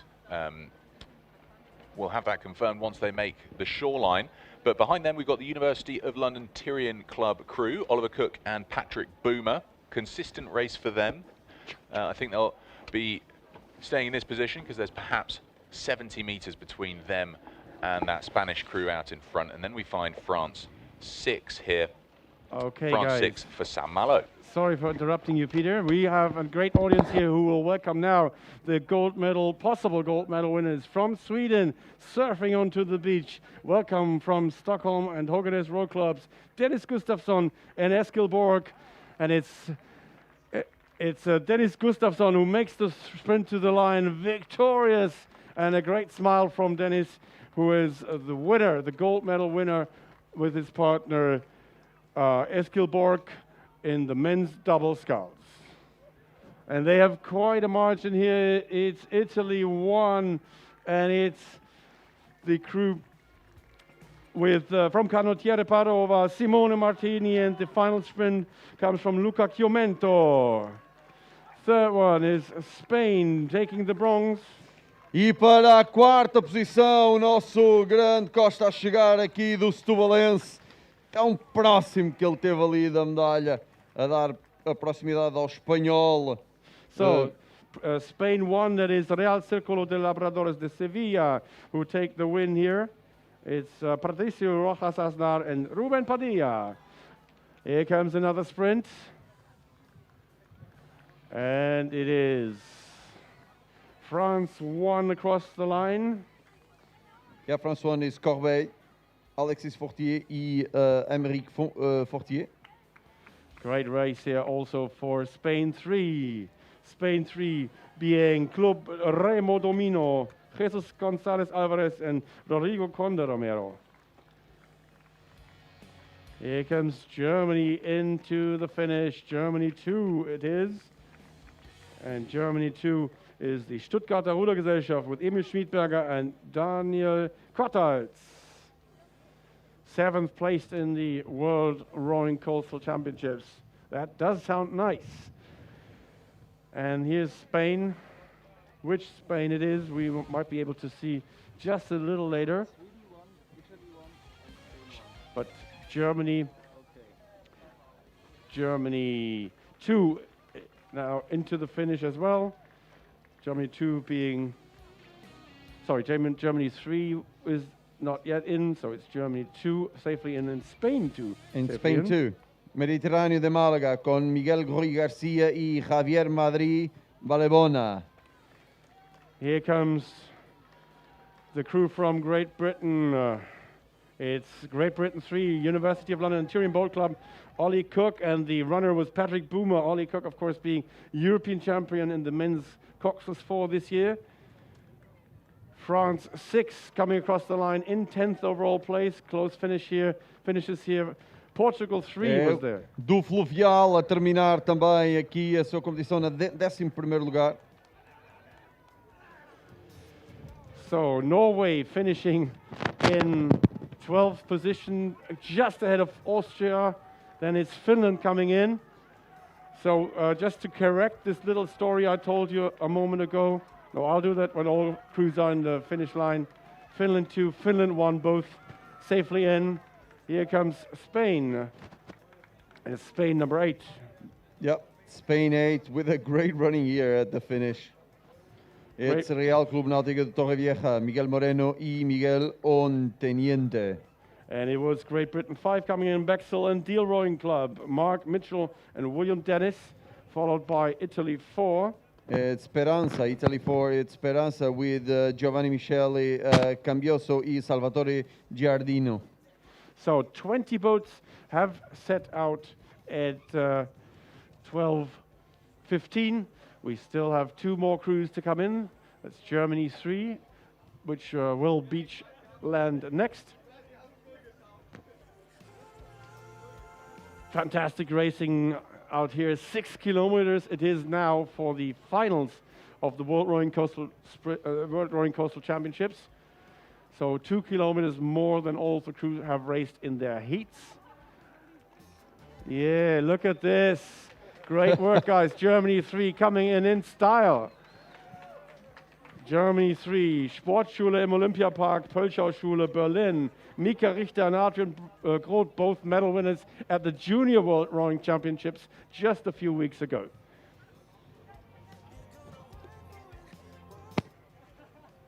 E a embarcação do Infante para a chegada aqui. Olá, um forte aplauso aí para o Infante. Vamos lá, vamos lá!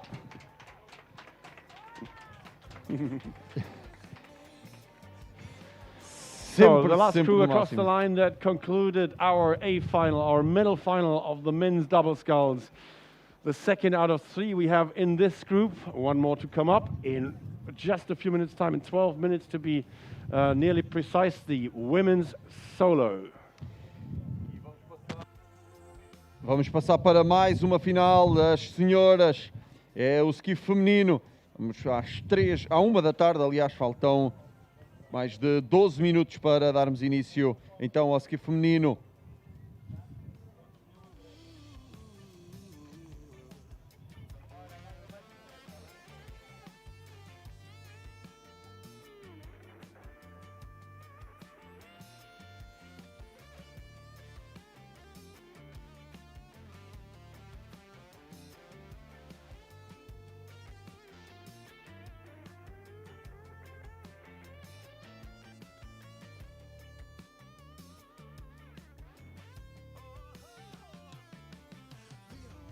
So just to finish that story on this race we have just finished, it was indeed the Finnish that crashed into the Belgians, whereas the Norwegians had already broken that oar a little bit earlier. The Belgians saw that and handed on their pair of oars. As I said, great sportsmanship from the Belgian crews. It was so good to see the Norwegians being able to continue their race.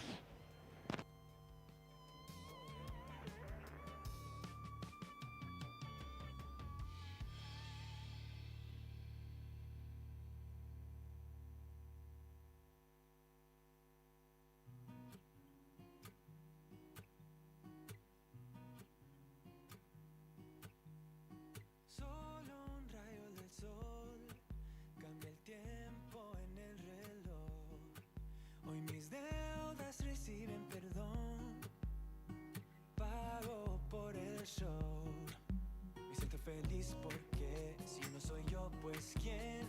Todos caen a mi lado.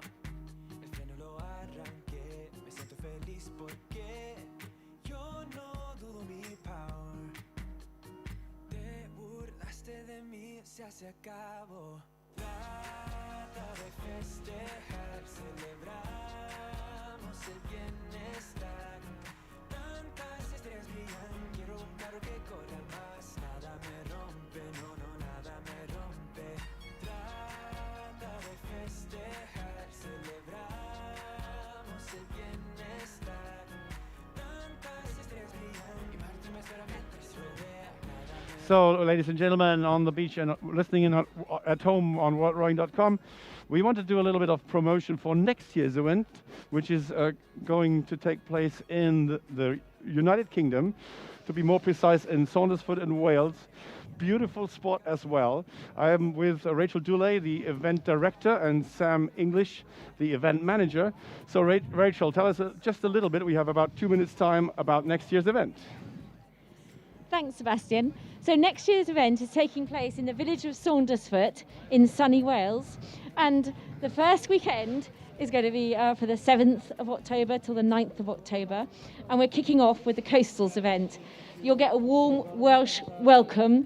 We're going to have cheering points down the bank along the course, which follows the coast. And then the second weekend, from the 14th to 16th of October, is beach sprints. Everyone is waiting for you to arrive. The village is so excited. We're having promotional gifts and postcards that you may have seen at Christmas for everyone to buy. And they can't wait to welcome you to their beautiful fishing village. Well, thanks, Rachel. Sam English, you're the event director. How long have you been working on preparing this for the coastal rowing athletes of the world to come?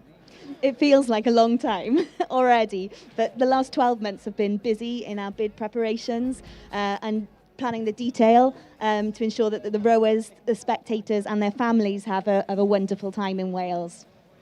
Super. What would you say, like a final word to the athletes that are here racing here at the World Rowing Coastals?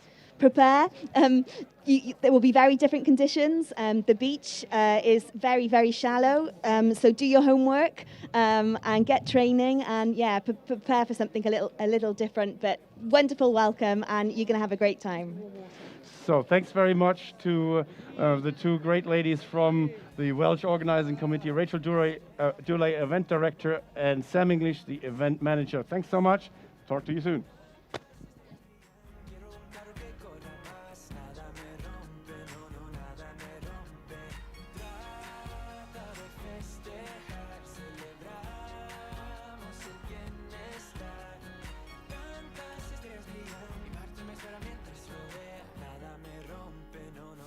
Me rompe.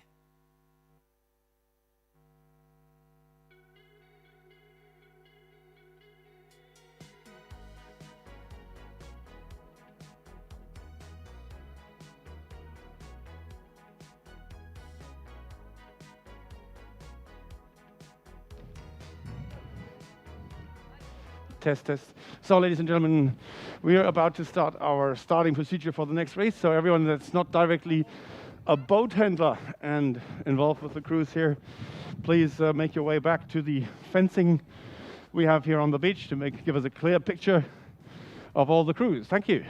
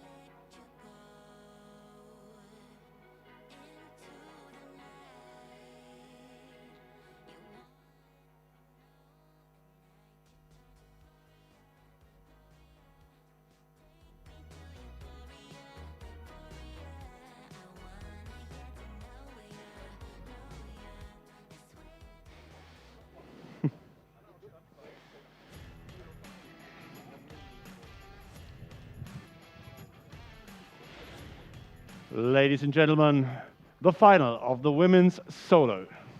Vamos para a final do ski feminino. So let's hear it for our athletes. It's from Austria 1, from Alemania, Chiara Halama. Austria 2, Volkenmagner, Katarina Lubnik. Then we have Spain 1, Itasoko Ama is the rowing club, and Yaskun Chanis Rodriguez. And Spain 2, Club de Mar Clot de Leliot El Campello, Maria Henry Purcarea. Spain 3, we have Mediterráneo de Málaga with Raquel Martín Iborra. And Spain number 4, Mediterráneo de Málaga, Carlota González Gil. Then from Real Club Maritim de Barcelona, Cristina Valdes Serrano. France 1, Andaya Endaika, Jessica Berra. From Libourne, host of next year's World Rowing Masters Regatta, Lucy Renoulia. Great Britain number 7, Exmouth Rowing Club, Maria Guingonga. Then from Ireland 1, Arklow Rowing Club, Siona Healy. Ireland number 2 from Arklow Rowing Club also, Chen Jordan. Castletown Beer Rowing Club is also Ireland 3, Miriam Sheehan. In Ireland number 4, Galliflash Rowing Club, Niam Hayes. Then from Carabinieri in Italy 1, Stefania Gobi. And from Sweden, Helsingborg, Maria Berg. From Tunisia, Kadia Krimi. And from Ukraine, Concord, Diana Dimchenko. Diana Dimchenko, the defending world champion in this race again. And then we have from Bear Island Aquatic Center, USA 1, Hannah Wayman Steele. And from United States of America 2, Park City Rowan Academy, Diana Dutta. So that's our lineup for this race, and the start is in about 2.5 minutes from now. Este é o alinhamento para o ski feminino.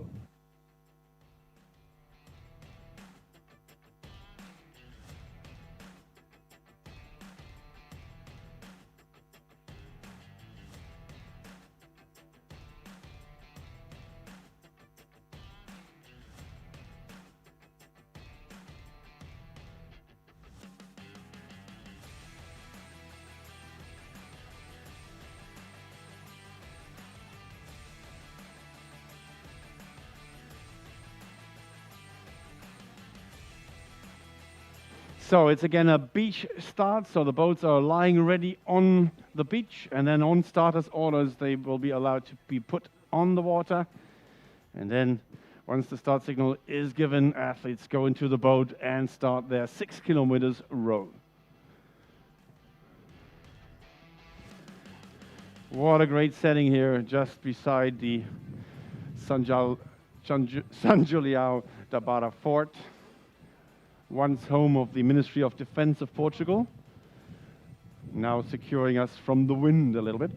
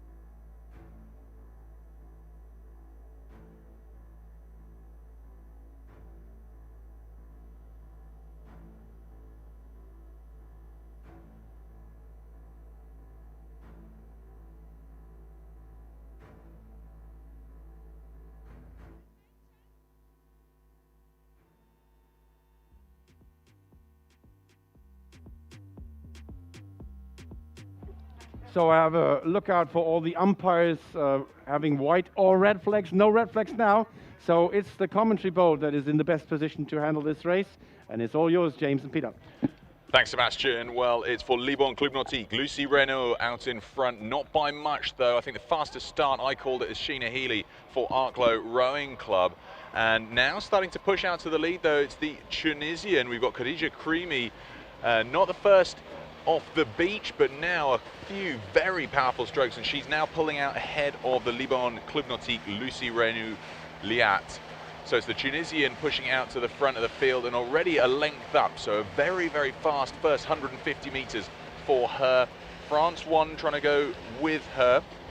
That's Jessica Berra of the Henday Endika club, and the field now starting to spread out a little bit. Great performance though from the Tunisian Khadija Krimi, now leading. They're all just starting to come out into the windier bit now. We're out of the relative shelter of the fort and the bay, and this is where the bigger sea, the rolling swell and the wind is all about to start hitting these boats on the side. The front runners are going to get the impact of it first, and then everybody else just behind is going to feel it. And this is where we saw on the last race, it's just got more and more exciting from here as the conditions built and built and built all the way out into the deeper water at turning point 1. Well, things starting to spread out a fair bit here, trying to spot some of the key movers and shakers in the middle of the field. France 1, Jessica Berra moving up the order, now in 3rd place. The Tunisian Khadija Krimi leading. Tough to make out the boats on the marina side of the course because they're taking a very wide angle towards this first turning point. I think everybody's seen the racing of yesterday and trying to take cautious wide turns. But as you said, James, we're at the high water mark now. Yeah, we're pretty much dead on high water, which means that should be the point. There's the least tide moving. However, in such a varied place such as the waters around here, that won't necessarily be the case everywhere. There'll be places where the water's fairly slack, and then other places where it's still running quite fast. So really, really difficult to predict at this point exactly what the tide's doing. Well, Khadija Krimi has had a boat stopping crab, and that sees her struggling to just regain her right-hand blade. It's twisted all the way around the rigger. She's trying to untangle it, and that sees her drop right down middle of the pack now. It's still caught up, so she's losing places every second. Thankfully, nobody's hit into her just yet, so she's trying to untangle her blade, but this is a disaster start, or disaster moment for her. But at the front of the field now, I've spotted Diana Dimchenko. She snuck through the middle of that pack there, couldn't find her for a little while. She's in the white boat now, pushing out for the lead alongside Jessica Berra, and going with them Sheena Healy for Arklow Rowing Club, currently in 3rd. So things all changing at the front of the field. Khadija Krimi still struggling to untangle her oar. It seems to have twisted right round. We affectionately sometimes call these lobsters because they're just such bad crabs that they just can't be untangled. But Diana Dimchenko now leading, Jessica Berra going with her, and still in contact with the leaders. We've got Sheena Healy for Arklow Rowing Club holding on to 3rd place. 4th then is Ireland 3, where we've got Miriam Sheehan for Castleton-Bear Rowing Club. So a great start for her here, trying to hold contact with the leaders. And then behind her, Maria Berg for Sweden. Very unfortunate for the Tunisian there, losing control of the blade and having it pull back like that. And it just shows that all it takes is one moment, one missed time, especially when we've got the sea state coming from either side. You're looking to one side and you time it right, but on the other side of the boat, you've got a totally different level of water, and it doesn't take much at all to misjudge that and have something go. And once that blade gets pulled backwards, it's incredible the force of water locking it in the wrong position. Boats, and it's so difficult to deal with when you've then got everything pushing the boat and yourself on top of that blade. It can almost be impossible to do it, and that's obviously where we see the as well.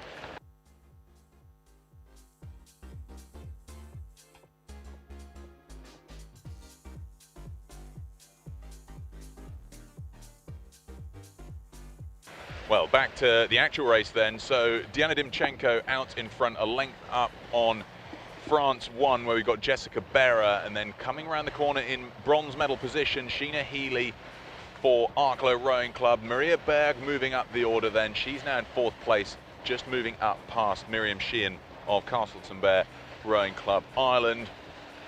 Let's see how they handle this corner. No issues for the leaders. Then in 6th place, we've got Spain 1, which is from Itzasoko Ama, where we've got Isaacson Ekanes Rodriguez ahead of Ireland 2, which is Zena Jordan of Arklow Rowing Club, and then Italy 1, where we have from Carabinieri, Stefania Gobbi. And then Spain 2 and 3. Spain 2 and 3, we've got Maria Percarrea and Raquel Martin Ibora. Austria's Katarina Lobnig for Volkermarkt round next, and then USA 2, where we've got Dana Duter for Park City Rowing Academy. Ireland for Niamh Hayes making ground. She was towards the back of the pack, but she's shot up, navigating that corner very, very well. Tight around the buoy, very brave line, and that's earned her 6 places from the back of the field. So very, very good navigation from Niamh there as they now make their way up to turning point 2. So a good clean rounding of turning point 1. Good clean rounding, and clearly, despite the fact that we are on what should be about high water, there's still a lot of tide running out here and still keeping it really interesting. We saw the boats that went left ended up with a lot of distance to make up to come back in, and that's where someone like Niamh Hayes in Ireland 4 managed to make up so many places by being on the up tide side, the upwind side. She was just able to pick the mark, pivot right round it and be off again. Well, do you know what? In just the last 100 meters, she's made up another 2 places and is now firmly in the middle of the pack. She's taking the most direct course up to the far turning point 2, which we can now cleanly see actually over that very, very flat horizon. In the previous couple of days, we've struggled to spot that second buoy, but it really is now quite crystal clear out in the distance. Diana Dimchenko for Concord, Ukraine, the reigning world champion of several years on the bounce, now opening up clear water ahead of Arklow. It's the distinct orange strip. That's going to be Sheena Healy, now moving up into silver medal position. So a great race from Sheena Healy, and moving up as well, Ireland 2, Zina Jordan trying to contest for a medal position. It's still very tight though, because Sheena Healy is in fact level with Jessica Berra. It's really tough to spot the distances here as we come up towards the front of the field. Maria Berg for Sweden pushing it as well. Clear water, but by no means flat water. We're getting into this chop again, and as always, really interesting to see how the slightly smaller, lighter boats handle this. There's a lot of spray coming off everything, and the boats are pivoting around a fair bit. Again, so interesting from our perspective out here to see how the different bow shapes are performing in these conditions. Really, really interesting with the leading 3, all having a slightly different bow to see how they're handling the conditions best. We of course saw Peter Berg racing not long ago, but now continuing to build that lead. I think she dropped back slightly through the last couple 100 meters. Diana Dimchenko reasserting herself at the front of the field, 2 lengths up on Jessica Berra of France, and then half a length back we have Maria Berg of Sweden. That's the 1, 2, 3. Sheena Healy for Ireland, in fact, in 4th place, 2 lengths up on Italy 1, which is Stefania Gobbi for Carabinieri, ahead of Ireland 3, Miriam Sheehan for Castle-Tambert Rowing Club, and then next is Ireland 2, which is Zina Jordan. So that's the leading squad here, and certainly not losing contact. Spain 1, where we've got Isaac Sun, Icanis Rodriguez trying to hold off Katarina Lobnig for Volkermark. So this pod only separated across front to the leader back to Katarina Lobnig by perhaps 100 meters, so not much separating them at this stage. They're all trying to solidify their positions, but we'll see how they handle this. We're only a third of the way towards turning point 2. This is a 1.9 meter stretch, the longest stretch in this 6K course. That's a huge distance, isn't it, to be able to maintain this sort of momentum and energy for, and especially if they're challenging conditions, into the wind, into what's still left of the tide, running up into the river. You know, that's everything working against you. It's going to be exhausting work for the athletes to try and maintain this pace through it. But at least they know that once they're around that next point, they're going to not have the tide pushing them back, and that you really start to feel that through the oars when you're not going straight into all of the elements working against you. Positions not changing too much here. The Ukrainian Diana Dimchenko still holding a 1.5 length lead ahead of Jessica Berra of France, and then Maria Berg of Sweden a length behind her. That's the 1, 2, 3. We've then got a length and a half behind the Swedish athlete to 4th place, Stefania Gobbi for Carabinieri, and then a length behind her now is Sheena Healy of Arklow, dropping back 1 place there as We see Stefania Gobbi, the well-known international flat water rower, trying to move up the order and contest the medals, and she's doing so in quick order here. She's nearly got contact with Maria Berg. This last 100 meters has been great for the Italian athlete, trying to pick up the pace, handling these conditions very, very well. Very much rowing within herself and her element. And on a long leg like this, you really see people being able to use that to an advantage and make up places, don't you? I mean, it's only with a long leg where people can settle into a rhythm, get in tune with what the sea's doing around them, get in tune with how the boat moves, appreciate exactly where you need to put the power down, because you want to drive through these waves, but you don't want to drive off the top of them at the wrong point, to a point where you make more of an impact and crash down on the other side. So the timing about exactly where and how to apply that power, especially in the choppier sea state, is really important. Oh, we've had a boat stopping crab for Katarina Lobnig. She was just moving up the order. It looked like she was going to make it a couple of places forwards, but she's now regained her blade. She lost hold of the handle and it spun round. This has happened a couple of times today. Pleasingly, she has regained her blades and is rowing again, but that lost her 3 places, which is difficult news, I'm sure, for Magdalena, her sister, who's guest commentary with us today. She's back safely rowing again now. She'll be keen to make up for that oar slip, but thankfully no more than that. Just a few missed strokes. She's lost a couple of lengths. No other discernible changes other than us seeing Stefania Gobbi continue to move up the order. She's now got contact with Maria Berg and could well be challenging this bronze medal position as we are now halfway towards turning point 2. A crab like that will probably be easier to have recovered on the upwind uptide section than it will have been, as we saw at the beginning, where you had the wind and the tide pushing the boat on top of the oar that had pivoted back. So here at least you don't have the boat being pushed directly over it, and that's why it would have been so difficult for the Tunisian to recover, having lost the down tide downwind oar and got it pinned underneath the boat, where at least here you don't have the boat being driven back over the oar. So provided the boat doesn't get spun round, which clearly managed to keep the position and the heading of the boat very well, then certainly we saw a much quicker recovery there and back rowing again. That's the key thing. Let's run down the positions so that everybody knows who's out in front. We've got Diana Dimchenko leading, Jessica Berra in second for France, and then behind Jessica Berra, Jessica's in second place. We've still got Maria Berg of Sweden clinging on to third place as we see Stefania Gobbi now drawing level. She was, in fact, every stroke closing in foot by foot to pull up alongside Maria Berg. So this is a tightly knit group of 4 solos right alongside each other, contesting 4 medals. Looking back down the order then, it's still Sheena Healy for Arklow, now in 5th place, ahead of Miriam Sheehan of Castleton Bear Rowing Club in 6th. That's Miriam Sheehan in 6th. And then we've got for Spain, Icanes Rodriguez in 7th place. 8th place, Zina Jordan for Arklow Rowing Club. And here comes Katarina Lobnig moving up, trying to move through Zina Jordan and take 8th place. She's having a bit of a spurt here, pushing to make up for that slipped oar. Quite a lot of ground to try and contend for these medal positions, but these 4 at the front here, they're having quite a tightly knit race. Stefania Gobbi trying to move up the middle in between all 3 of these athletes.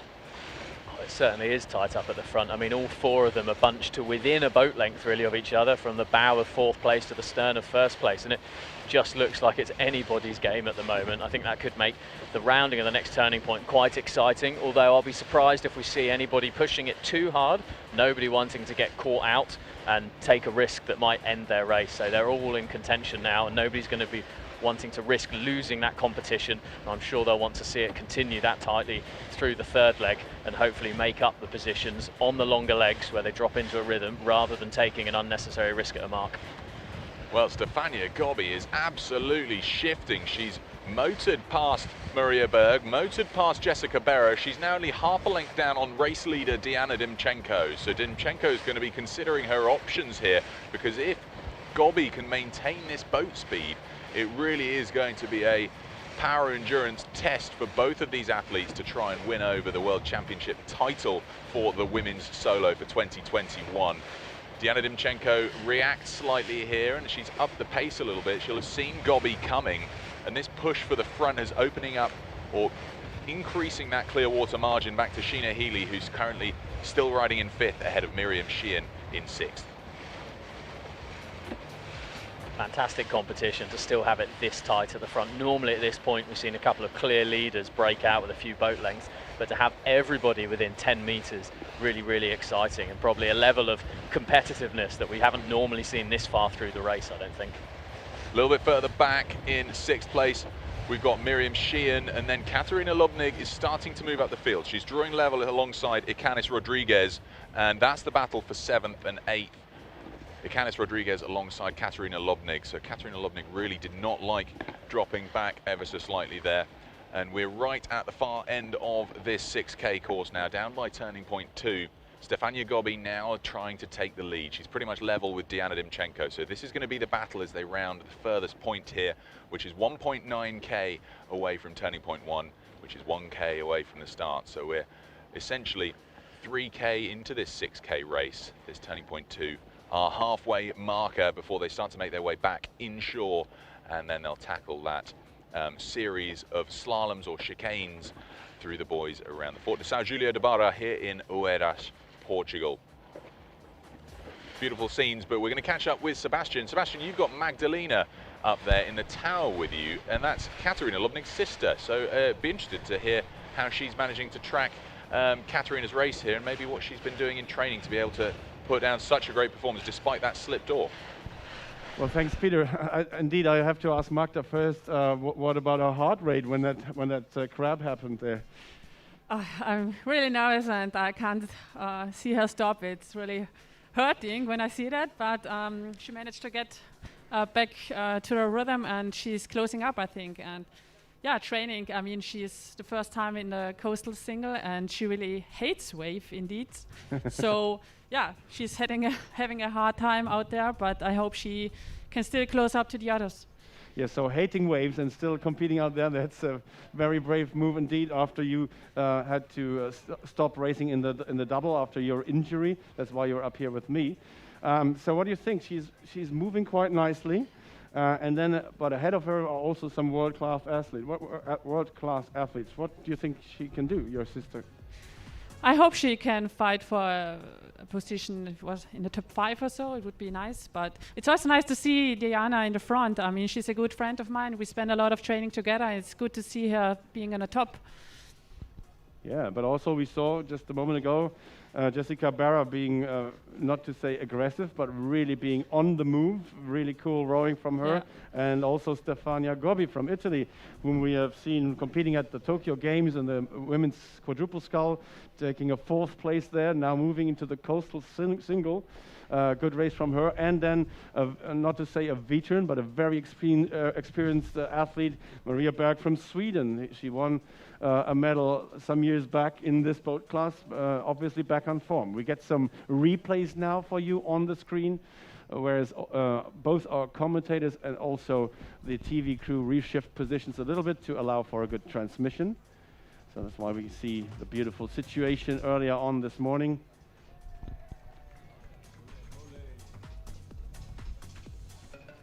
Yeah, so great pictures here from the beach in Oeiras. I think we all enjoy our time here in Portugal so much. Everyone has been so welcoming and hosting us so well. So thanks very much to the Oeiras organizing committee for doing that great job that they did, together with the Portuguese Rowing Federation and the Oeiras Valley municipality, who supported this event greatly. So some replay pictures here. So Magdalena, you just said a moment ago, oh my God, those are waves.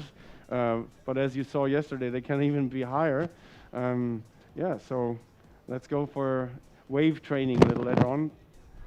I don't hope so. Yeah, so that was, I think, turning point 3 already.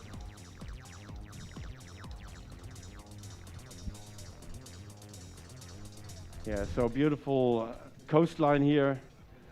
Carcavelos is the next town, just on the other side of the fortress from our vantage point. And so the boats will be heading into the beach, not onto the beach, but into the beach at this very moment. And that's our chance to catch up with James and Peter. Thanks, Sebastian. Well, positions here as they make their way inshore They're perhaps a quarter of the way towards turning point 3. This is a 1.6 kilometer leg. When they get there, they'll be 4.5 kilometers into this 6K race.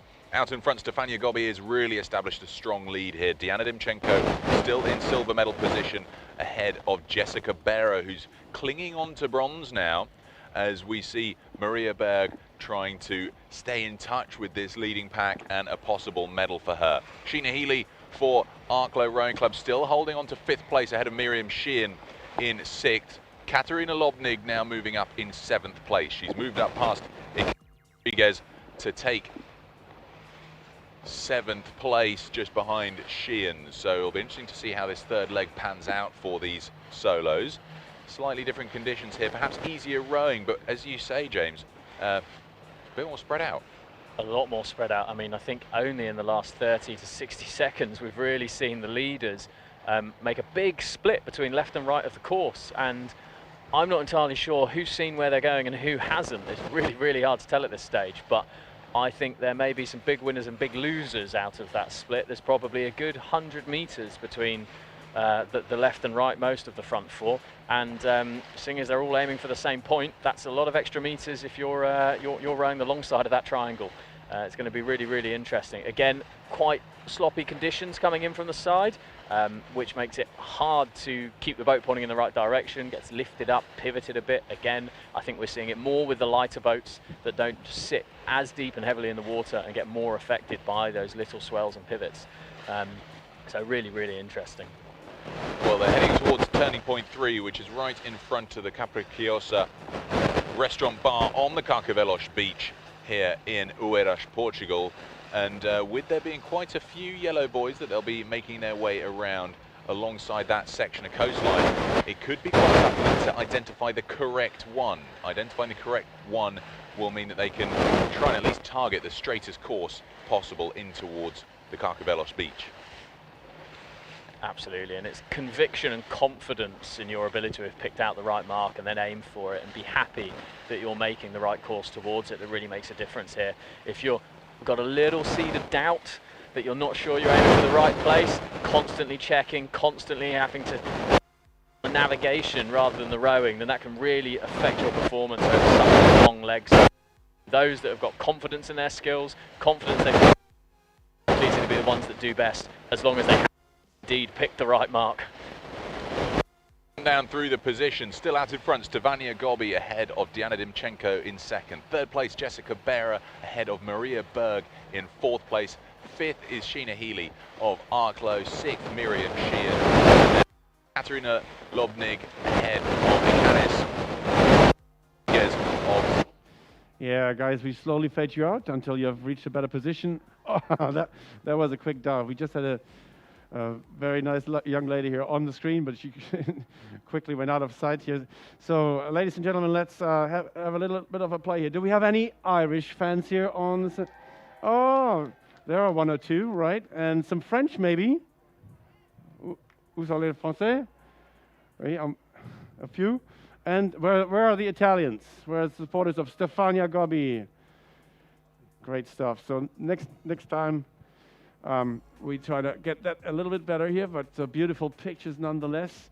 And while we're talking about this, we have preparations for the victory ceremonies going on at the same time. So 2:15 will be the start of our set of victory medal ceremonies for the women's quadruple scull and the men's double. So the athletes probably want to be not missing that and want to be there in time.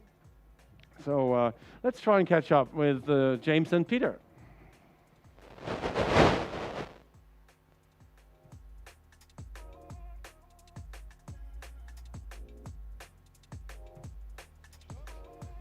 Yes, so racing for Carabinieri, that's Stefania Gobi for Italy.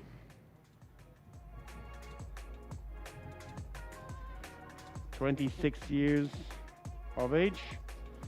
So still a great rowing career ahead of her, and maybe with the World Rowing Coastal Championship medal.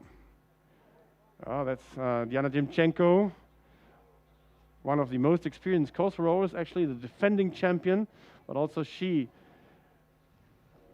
is struggling with the chop there. on this course, we have the waves parallel to the boat, so the boat is lifted all the time, and so it's shifting from side to side as well. Let's try and catch up again with Peter and James. Thanks, Sebastian. Well, the leaders now just approaching turning point 3, which means that they'll be 4.5 kilometers into this 6K course. They'll then pivot around to come parallel to the Karkovelos beach, moving towards turning point 4. It's still Stefania Gobi leading ahead of Diana Dimchenko, and then behind Diana Dimchenko is Jessica Berra, still clinging on to that bronze medal. It'll come down to their sprint through this last chicane of boys to try and make their way into the finishing sprint. Maria Berg still in 4th place, and then behind her, Sheena Healy for Arklow Rowing Club. Chicane it is, and as we saw on the last race, this 6K course really puts the crews through their paces and the rowers through their paces in a different way to the 4K course on these final straights. I think previously the last 4 marks ended up as a bit of a downhill run really, whereas this keeps it exciting right up until the end. There's lots of navigation, dealing with lots of sharper angles, and again, the sharper those angles, the more important the wind and the tide is to make sure that everybody's getting their lines right and courses right. But again, we've got lots going on around us, so it's much easier for the rowers that are dialed into their environment and understand how everything moves to be able to take transits and look at the lines that they're rowing off the land. And there's a lot of markers they can use for that, which is much harder on the further offshore marks because there's so little to gauge how you're moving through the water with just an empty horizon behind you, or moving ships, which obviously can throw you off. If a ship's moving in a different direction than you realize it is, you might actually be misjudging something in a completely different way. Leaders now moving up towards turning point 4. Great race from Stefania Gobi. She certainly wasn't the fastest off the beach. She wasn't the fastest to turning point 1, but she just had that steady race rhythm moving up through the field and then taking the lead at turning point 2 at halfway. So a very, very steady progression for her. She's already nearly at turning point 4, which is 300 meters away from turning point 3. So a great race from her. The question is, will she be able to hold on to it, and whether Diana Dimchenko, the reigning world champion from 2 years ago in Hong Kong, where we had the World Rowing Coastal Championships of 2019. Diana Dimchenko won it there. She won it in Victoria, Canada, and she also won it in Tonon, Geneva, when Tonon in France, when she had a great race on what was very flat and calm waters there. That's not the case here. Of course, in Oeiras, much change in the conditions day to day. Looking to change buoy number 6 here. We've been replaced temporarily with a cigarette-shaped buoy. Perhaps just while they made sure that they had a sufficiently inflated buoy. We're now in the shadow of the Fort de San Julio de Barra as the leaders of this A final for the Coastal Women's Solo start to approach turning point 5. Not much change in the medal positions, just the margins continue to grow as we see Stefania Gobi start to run away with it. She's got perhaps 30 to 40 meters on Diana Dimchenko, who has 30 to 40 meters on Jessica Berra for 3rd. Yeah, those margins really increasing now. We're into the easier downwind rowing. I say easier, that's a relative term, but relative to rowing upwind and uptide as we've seen them doing on the last couple of legs of this course. But certainly it means the first one that is round that buoy into the more favourable conditions is just going to bring that margin out and stretch it out potentially really significantly. You can even see these double depending how much on the gap there is into the boat behind, and I think that's exactly why we've seen all of these gaps just stretch out that little bit more for a leading 4 that was really compacted right up until the 3rd point. Stefania Gobi taking a very wide route towards turning point 6. They'll be sensing the effect that this wind is having on their steering and trying to make sure that she doesn't go the wrong side of that buoy, because we know that there's penalties involved, or you have to loop back round and go the correct side of the buoy, which is very costly when it comes to even margins as great as these 30-40 meter margins we're seeing for the 1st, 2nd and 3rd places in this A final. Maria Berg just dropping off the back of that medal, those 3 medal positions, and they're all taking very safe routes here, James, up towards turning point 6.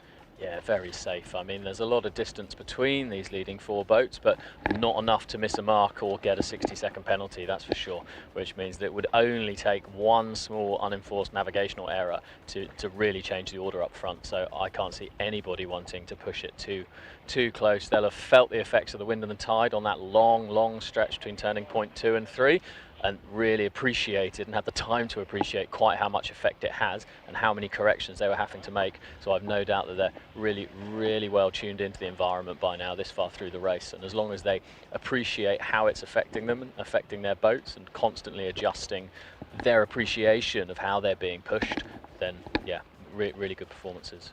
Beautiful scenes here of Stefania Gobbi of Italy leading the way here for Carabinieri in towards a highly likely gold medal world championship title for her. She's coming up towards turning point 7. It's then just 200 meters to turning point 8 and 200 meters into the beach. Diana Dimchenko still holding that silver medal position, 30 meters or so ahead of Jessica Berra, rounding the Fort de San Giulio de Barra.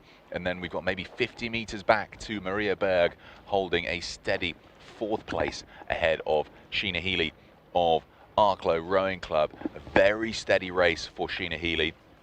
It's Chiara Halama of Alemannia, Austria, trying to move up the field now. Also with Katarina Lobnig, Austria 2. The 2 Austrians trying their best to move up the order, and a bit of a tussle because mixed in amongst them is Miriam Sheehan for Castleton Bear Rowing Club Ireland. So we'll see how that battle pans out in the remaining 600 meters or so of this race. Steady pace though for Maria Berg, moving up towards turning point 7. Great to see how much of a battle it still is between some of these places so far through the race. Often we've seen big gaps between all the boats, but actually there's a lot of competition still in the middle of the fleet for what places are going to be there. Although, as you say, I think the front boats have now got, barring a massive error, a pretty much insurmountable distance between them. I think so. Sheena Healy, though, having a great race here. She's holding 30 meters up on Chiara Halama of Austria, who's got maybe 20 meters on Miriam Sheehan, who's having a real good battle here with Katarina Lobnig for Austria. So these 3 boats, this is where we could see some changes if Katarina Lobnig's going to try and move past Miriam Sheehan in the last 400, 500 meters of this 6K race. Things really tightening up, but the leaders now around the last turning point, so they'll be coming into sight of Sebastian on the beach, and can't wait to hear how the final few hundred meters pans out in this A final for the Coastal Women's Solo. Well, thanks very much to James Scott and Peter O'Hanlon doing the job out on the water. The folks on the beach here now move to the fencing after having watched the whole race on the screen and listened to your commentary. We have indeed Stefania Gobbi for Carabinieri in Italy coming towards the shore in a secure, safe 1st place. And then Diana Dimchenko for Ukraine rounding that last yellow buoy in 2nd. Both of them are separated by about 50 meters, so safe distances here, as long as they manage a clean exit. And we don't have much of a wave today here on the beach, so that should be possible for a world-class athlete as Stefania Gobbi, making the transition from her 4th place in the Italian women's quadruple sculls at Tokyo 2020 just a few weeks ago to the coastal solo very well indeed. So here's Stefania Gobbi. Where are the fans on the beach? Welcome her home. She's on her way to win a gold medal at the 2021 World Rowing Coastal Championships. Boat handlers are there very quickly. Here's our world champion, Stefania Gobbi for Carabinieri in Italy. And a delighted Stefania Gobbi is greeted by her compatriots here on the finish line. Exhausted but very happy indeed, and the same will apply for Diana Dimchenko, the defending world champion. This time it's a silver medal for Ukraine, for Diana Dimchenko. Concord, Ukraine is her rowing club. Well done, and here's the athletes' congratulations. Some great athletes around here, and this is the spirit of coastal rowing. Appreciate what your competitor has done. Here comes Jessica Berra for France on her way to take the bronze medal. Jessica Berra for Endai and Daika Rowing Club. Fantastic job from these three leading scullers. The margin to place 4 is quite considerable here, but a very experienced rower coming in 4th position, and it will indeed be the Swedish veteran of the sport, if you will, from Helsingborg Road Club, Maria Berg, coming into the finish line and crossing it in 4th place. About 30 seconds separating her from a medal position.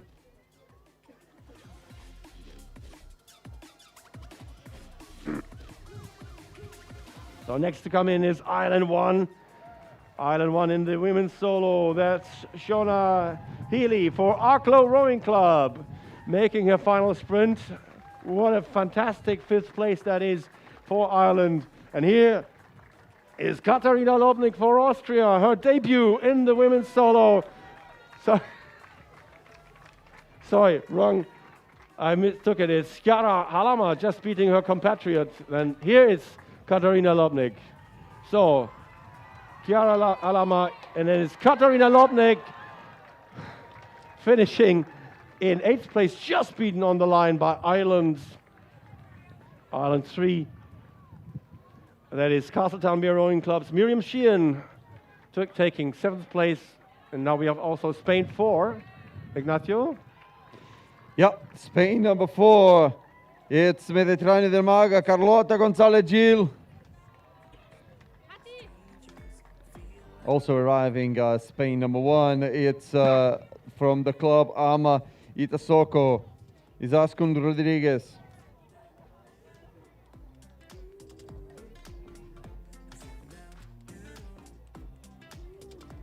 Spain 2 already arrived. Malclot, Delilio, El Campello, Maria Alves, Porcarrea also arrived here at the finish line, where we saw a big start from Hungary. Then Diana Dingembo took the lead, and at the final thing, we had the So 12 Carabinieri. athletes safely in. Sorry, Ignacio. 12 athletes safely onshore. We wait for another 8 athletes to come in. Sorry, 7 athletes, of course, because unfortunately Katja Krimi with her breakage could not complete her race for Tunisia.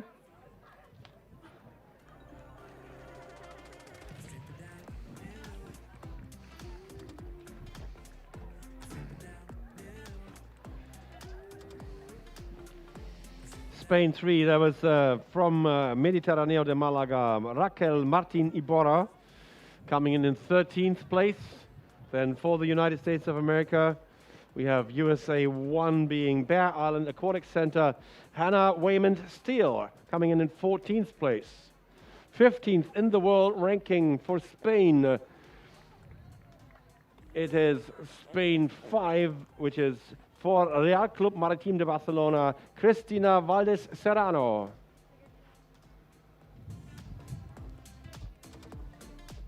For the USA, safely onshore, Park City Rowing Academy's Dana Deuter, sorry. So 16 onshore, 3 remaining, and we have them all in our line of sight.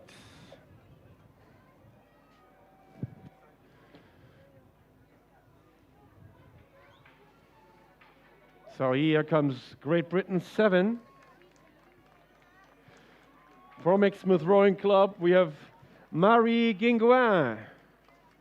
Great job being in the final at a World Coastal Championships, World Rowing Coastal Championships.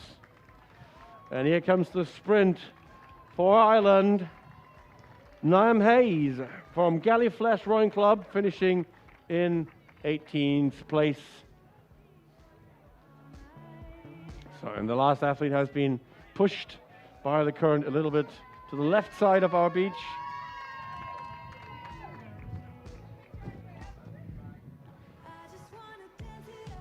So France coming in, and that should be from Libourne,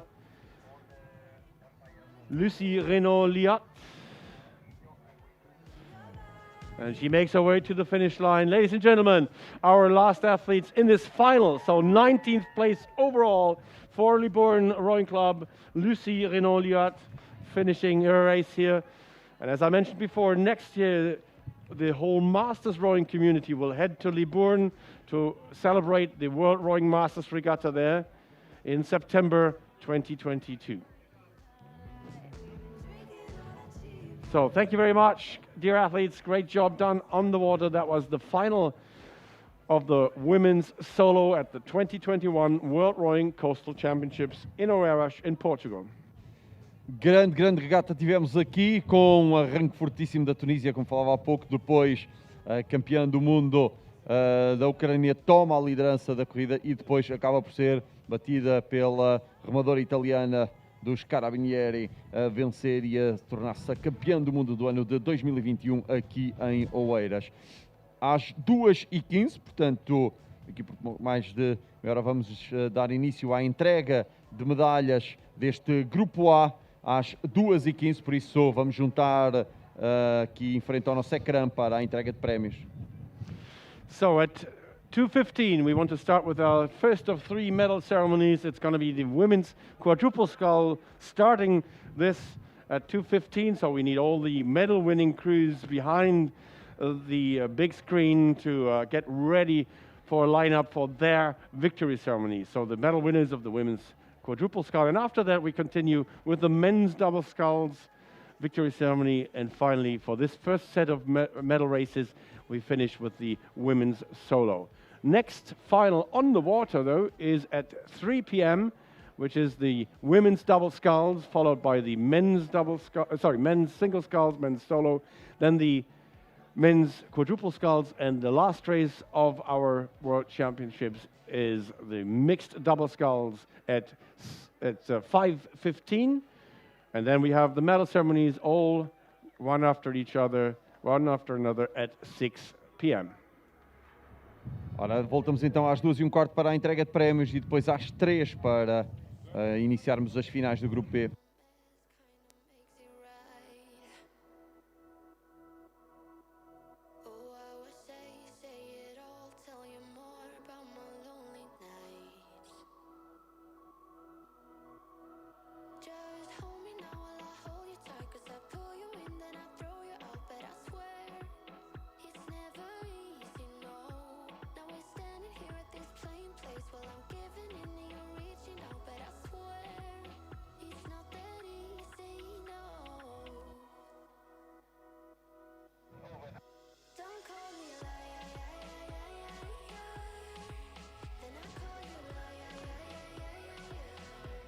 So just to remind you who the medal winners were, the crews will be on their way to behind the podium now, is the bronze medal for Spain, for Mediterráneo de Málaga in the women's quadruple scull.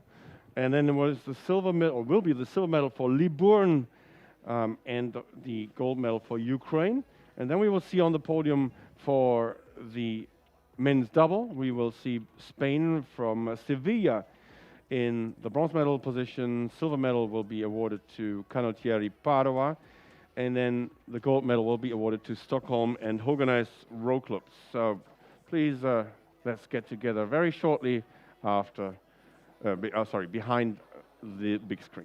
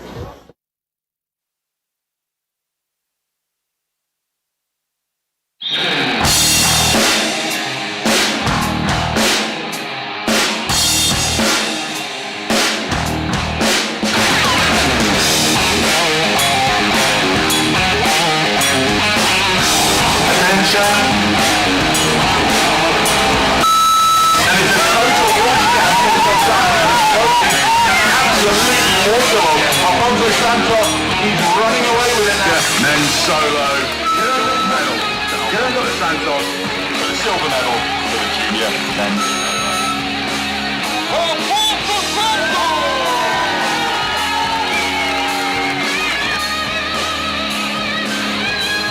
Hopefully they'll get the navigation absolutely bang on. It's an awesome lead here, and she gets a wave to ride in on. A fantastic race for both. Duelo competição tivemos aqui. Helabel Haji Mohammed! Then it's all to play for, gold or silver. France now to have the length behind Spain. Another one for Spain in this weekend. All racing out of big sprint. Gold goes to Alberto Mohammed and Gio.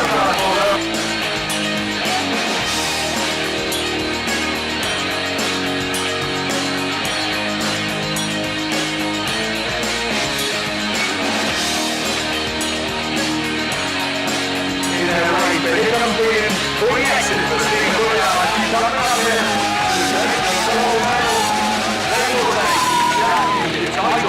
Junior women's double. Steve Royale, Sarah Carvin for Sweden.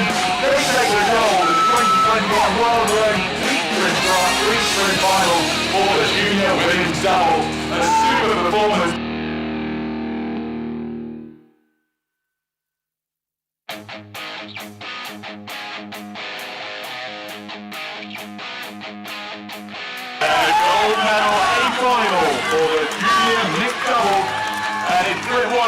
Coming down between the boys, now pulling out to a two-length lead. To take the gold medal for France and the World Championship title in the junior mixed double. Here comes Brian O'Leary to cheer.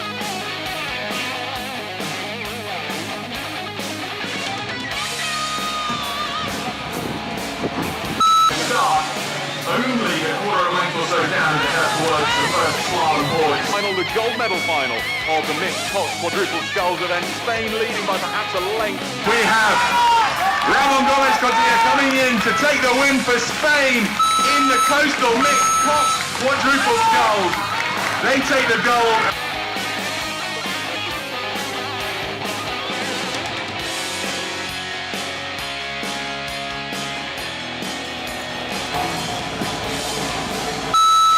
There we go. Another sprint and leap to the buzzer on the finish line here, folks. So Ander Martin, it looks like he's going to be out of the boat first. Ludovic Dubuis is just, it's a challenging dismount for France, but Ander Martin knows he's got it.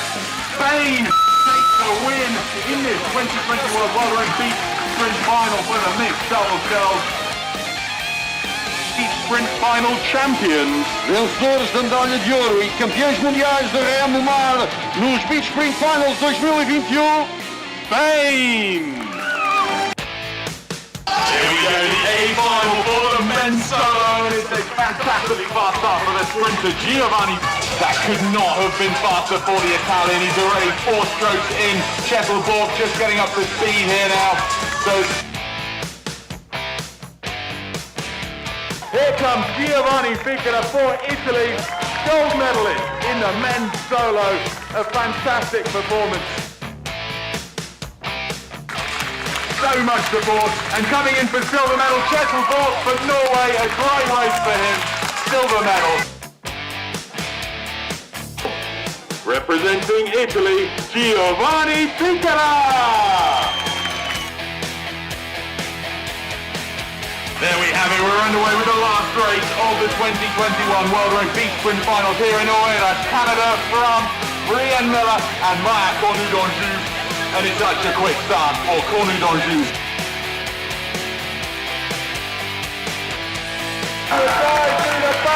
Absolutely everything on it, it's Canada by a fraction of a second. Half a second of a 2:43.9 for Canada. Half a second, Brienne Miller, world champion in the women's solo.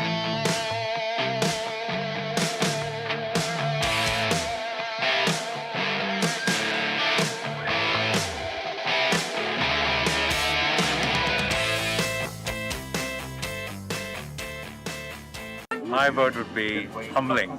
Challenging. Freedom. Passion. For me, coastal rowing is exciting. Roller coaster. Fantastic!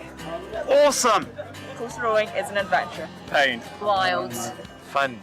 Challenging. Self-discipline. Fun. Crazy. Ocean view. Coastal rowing is carnage.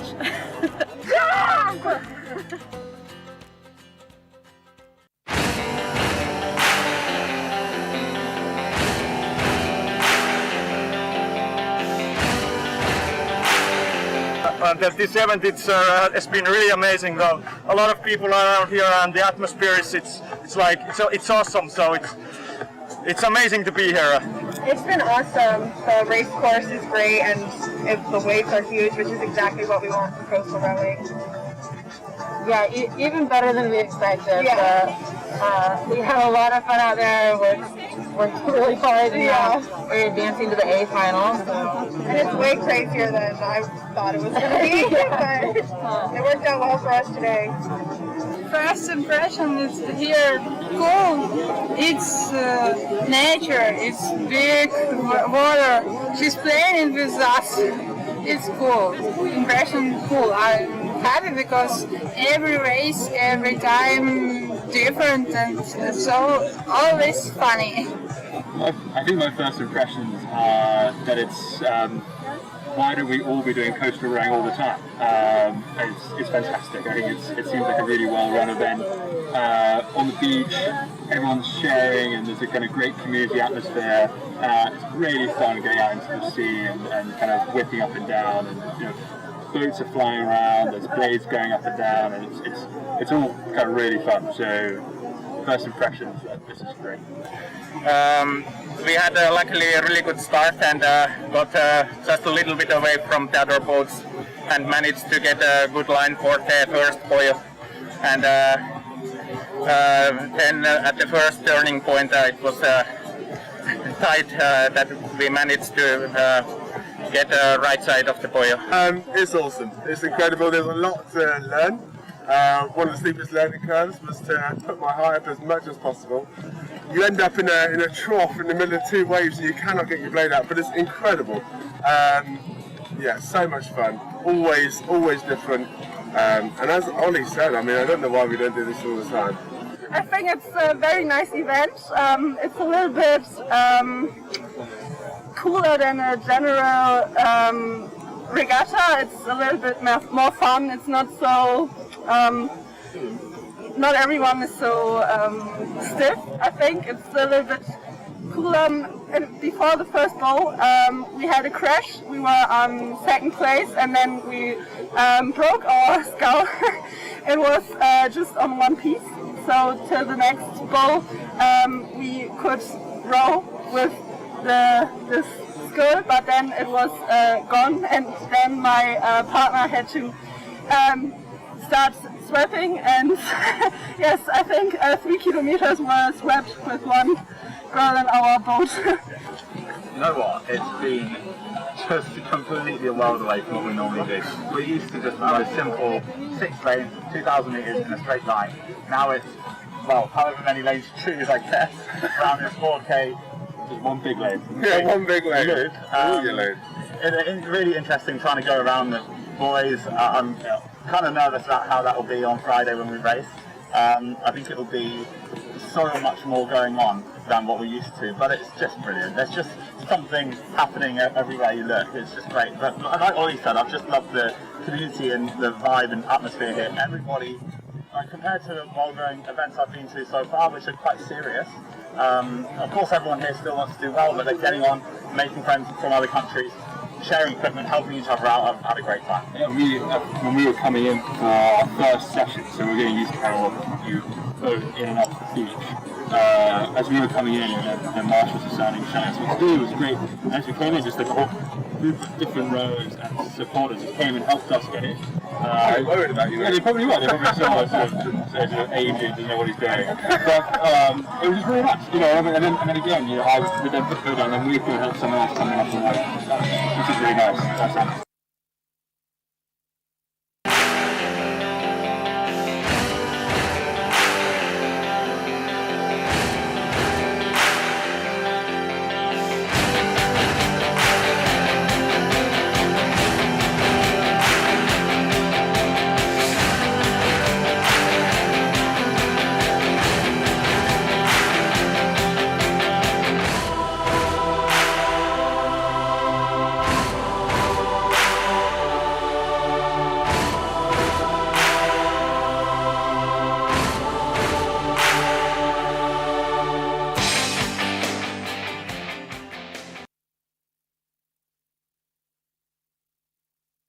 Rowing is a clean water sport.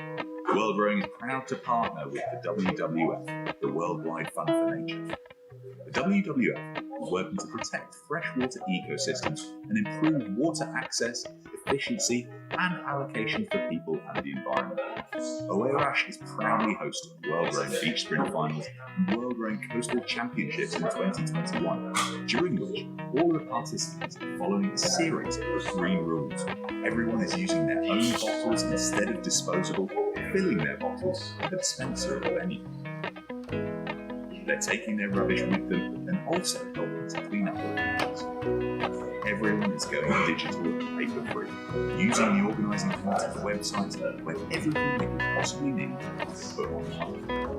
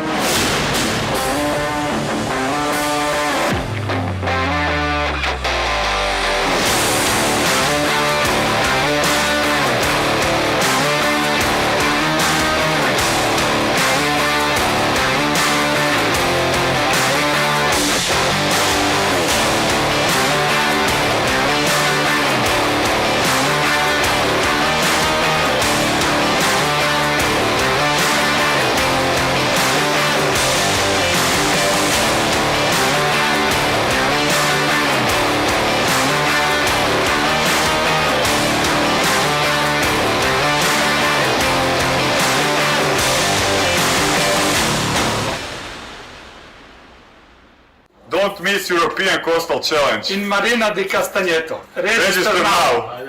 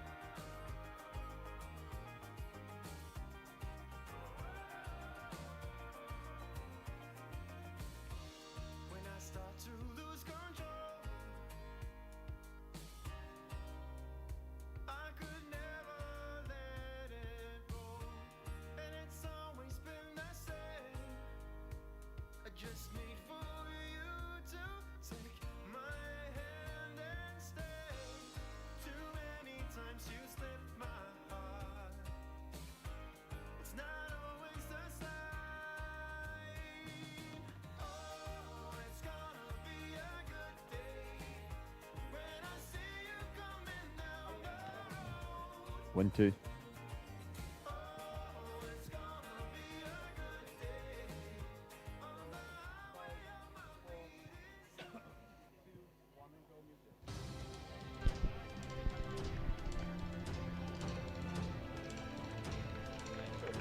The victory ceremony for the women's quad.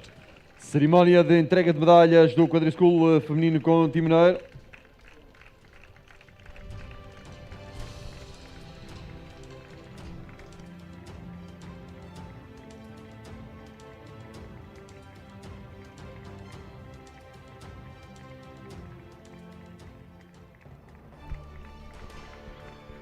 Winners of the bronze medal. Vencedoras da medalha de bronze.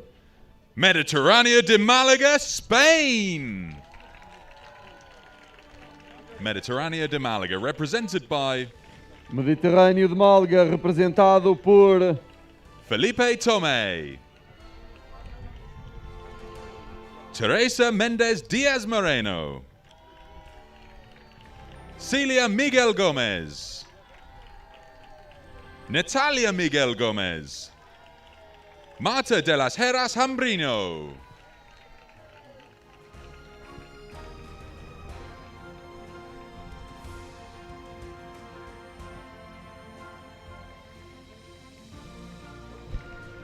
Winners of the silver medal. vencedoras da medalha de prata. Liban Club Nautique, France. Liban Club Nautique, represented by O Clube Náutico de Livorno, representado por Josephine Cornu d'Anjou. Susanna Sarek. Edwige Alfred.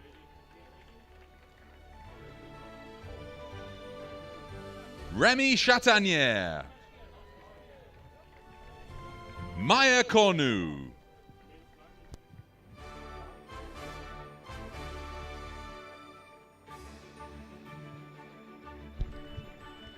Winners of the gold medal and 2021 World Rowing Coastal Champions. vencedoras da medalha de ouro e campeãs mundiais de remo do mar nos Coastal Championships 2021.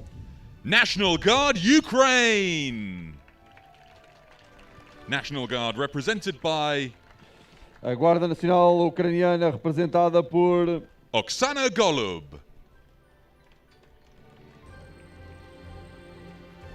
Olena Buryak. Darina Verkogliad. Yevgenia Dovodko. And Mykola Tantserev.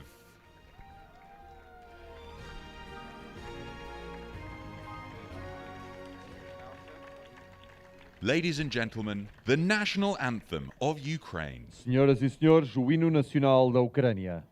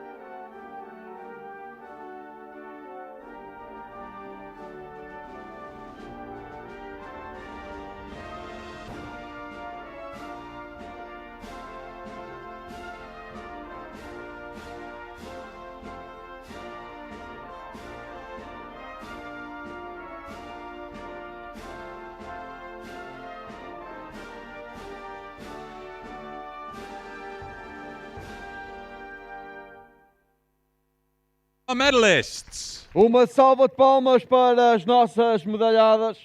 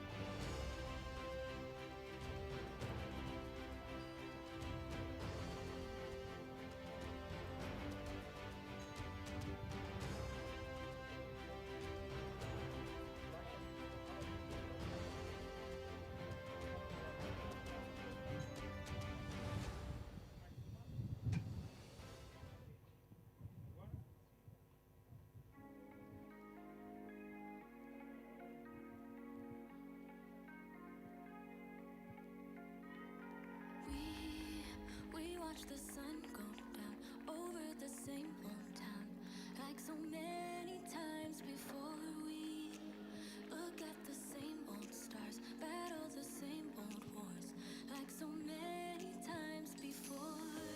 And I know that we're not perfect, but I'm gonna miss all that we had. Yeah, I know that we're not perfect, but I need this night for the last time.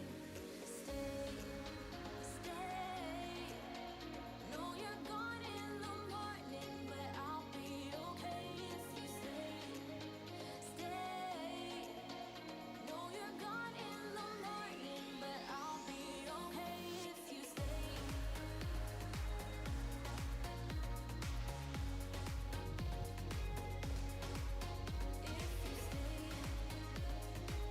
So that was the medal ceremony for the women's quadruple scull.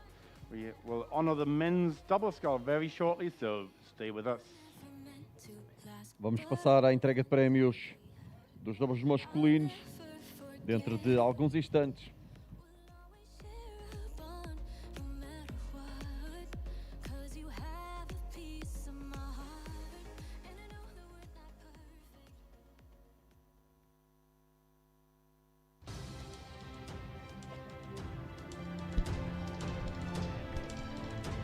The victory ceremony for the men's double. Cerimónia de entrega de medalhas dos doubles masculinos.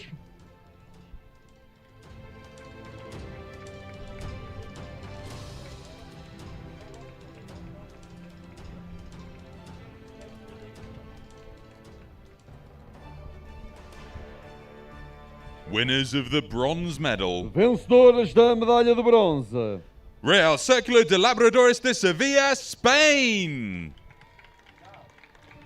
Real Círculo de Labradores de Sevilla, represented by O Real Círculo de Labradores de Sevilha, representados por Ruben Padilla and Patricio Rojas Aznar.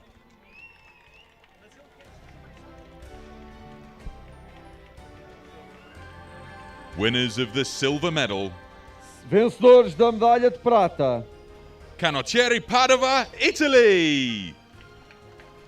Canottieri Padova, Italy, represented by Canottieri Padova de Itália, representados por Luca Chiomento, Simone Martini.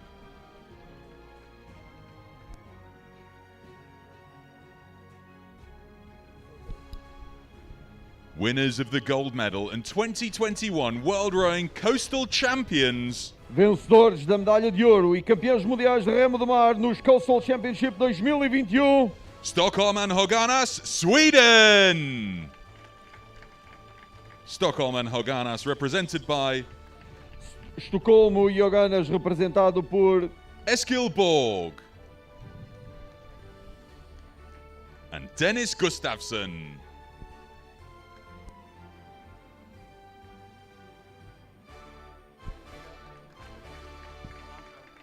Ladies and gentlemen, the national anthem of Sweden. Senhoras e senhores, o hino nacional da Suécia.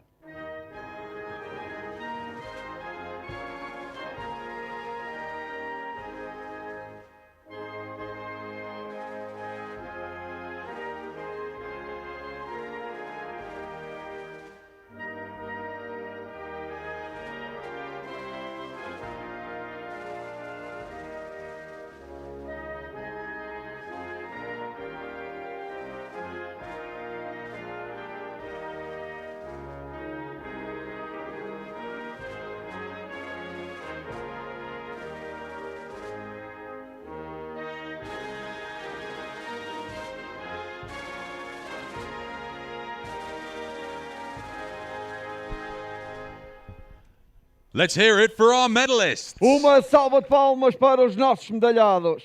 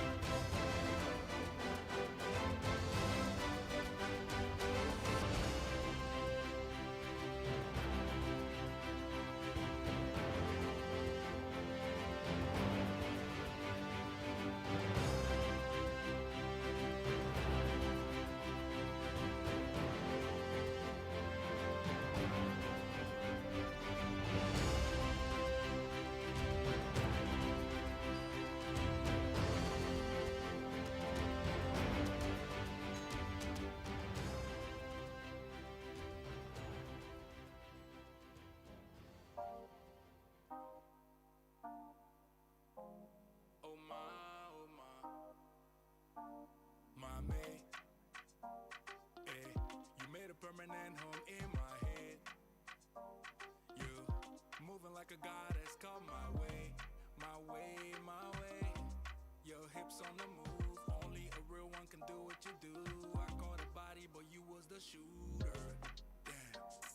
Shot me down one time, now you wanna hug me down long time. Funny how the love can change sometimes. So we say, hey, back up a bago. I'm pulling up on you. Let me show you my world. She told me that I make her feel alive.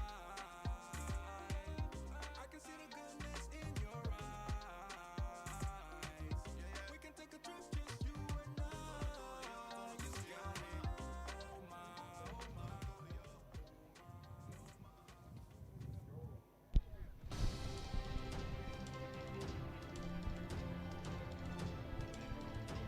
The victory ceremony for the women's solo. Cerimónia de entrega de medalhas do ski feminino.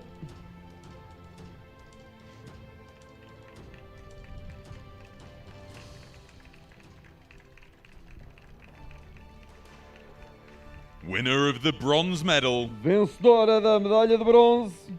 Representing Hendai Indika, France, Jessica Berra.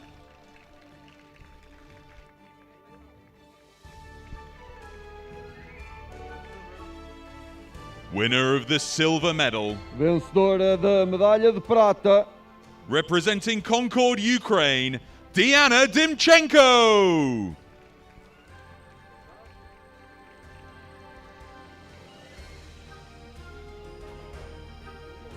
Winner of the gold medal and 2021 World Rowing Coastal Champion. Vencedora da medalha de ouro e campeã mundial de remo de mar nos Coastal Championships 2021. Representing Carabinieri, Italy, Stefania Gobbi.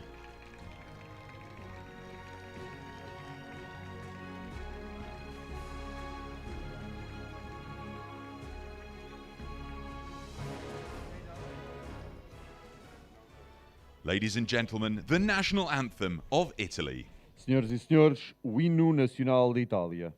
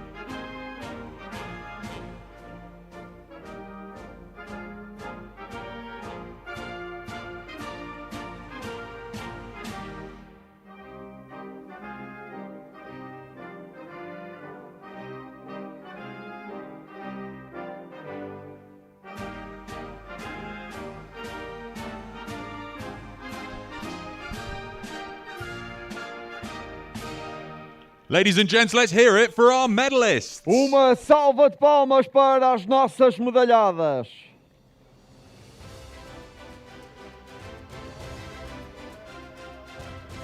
Good, good.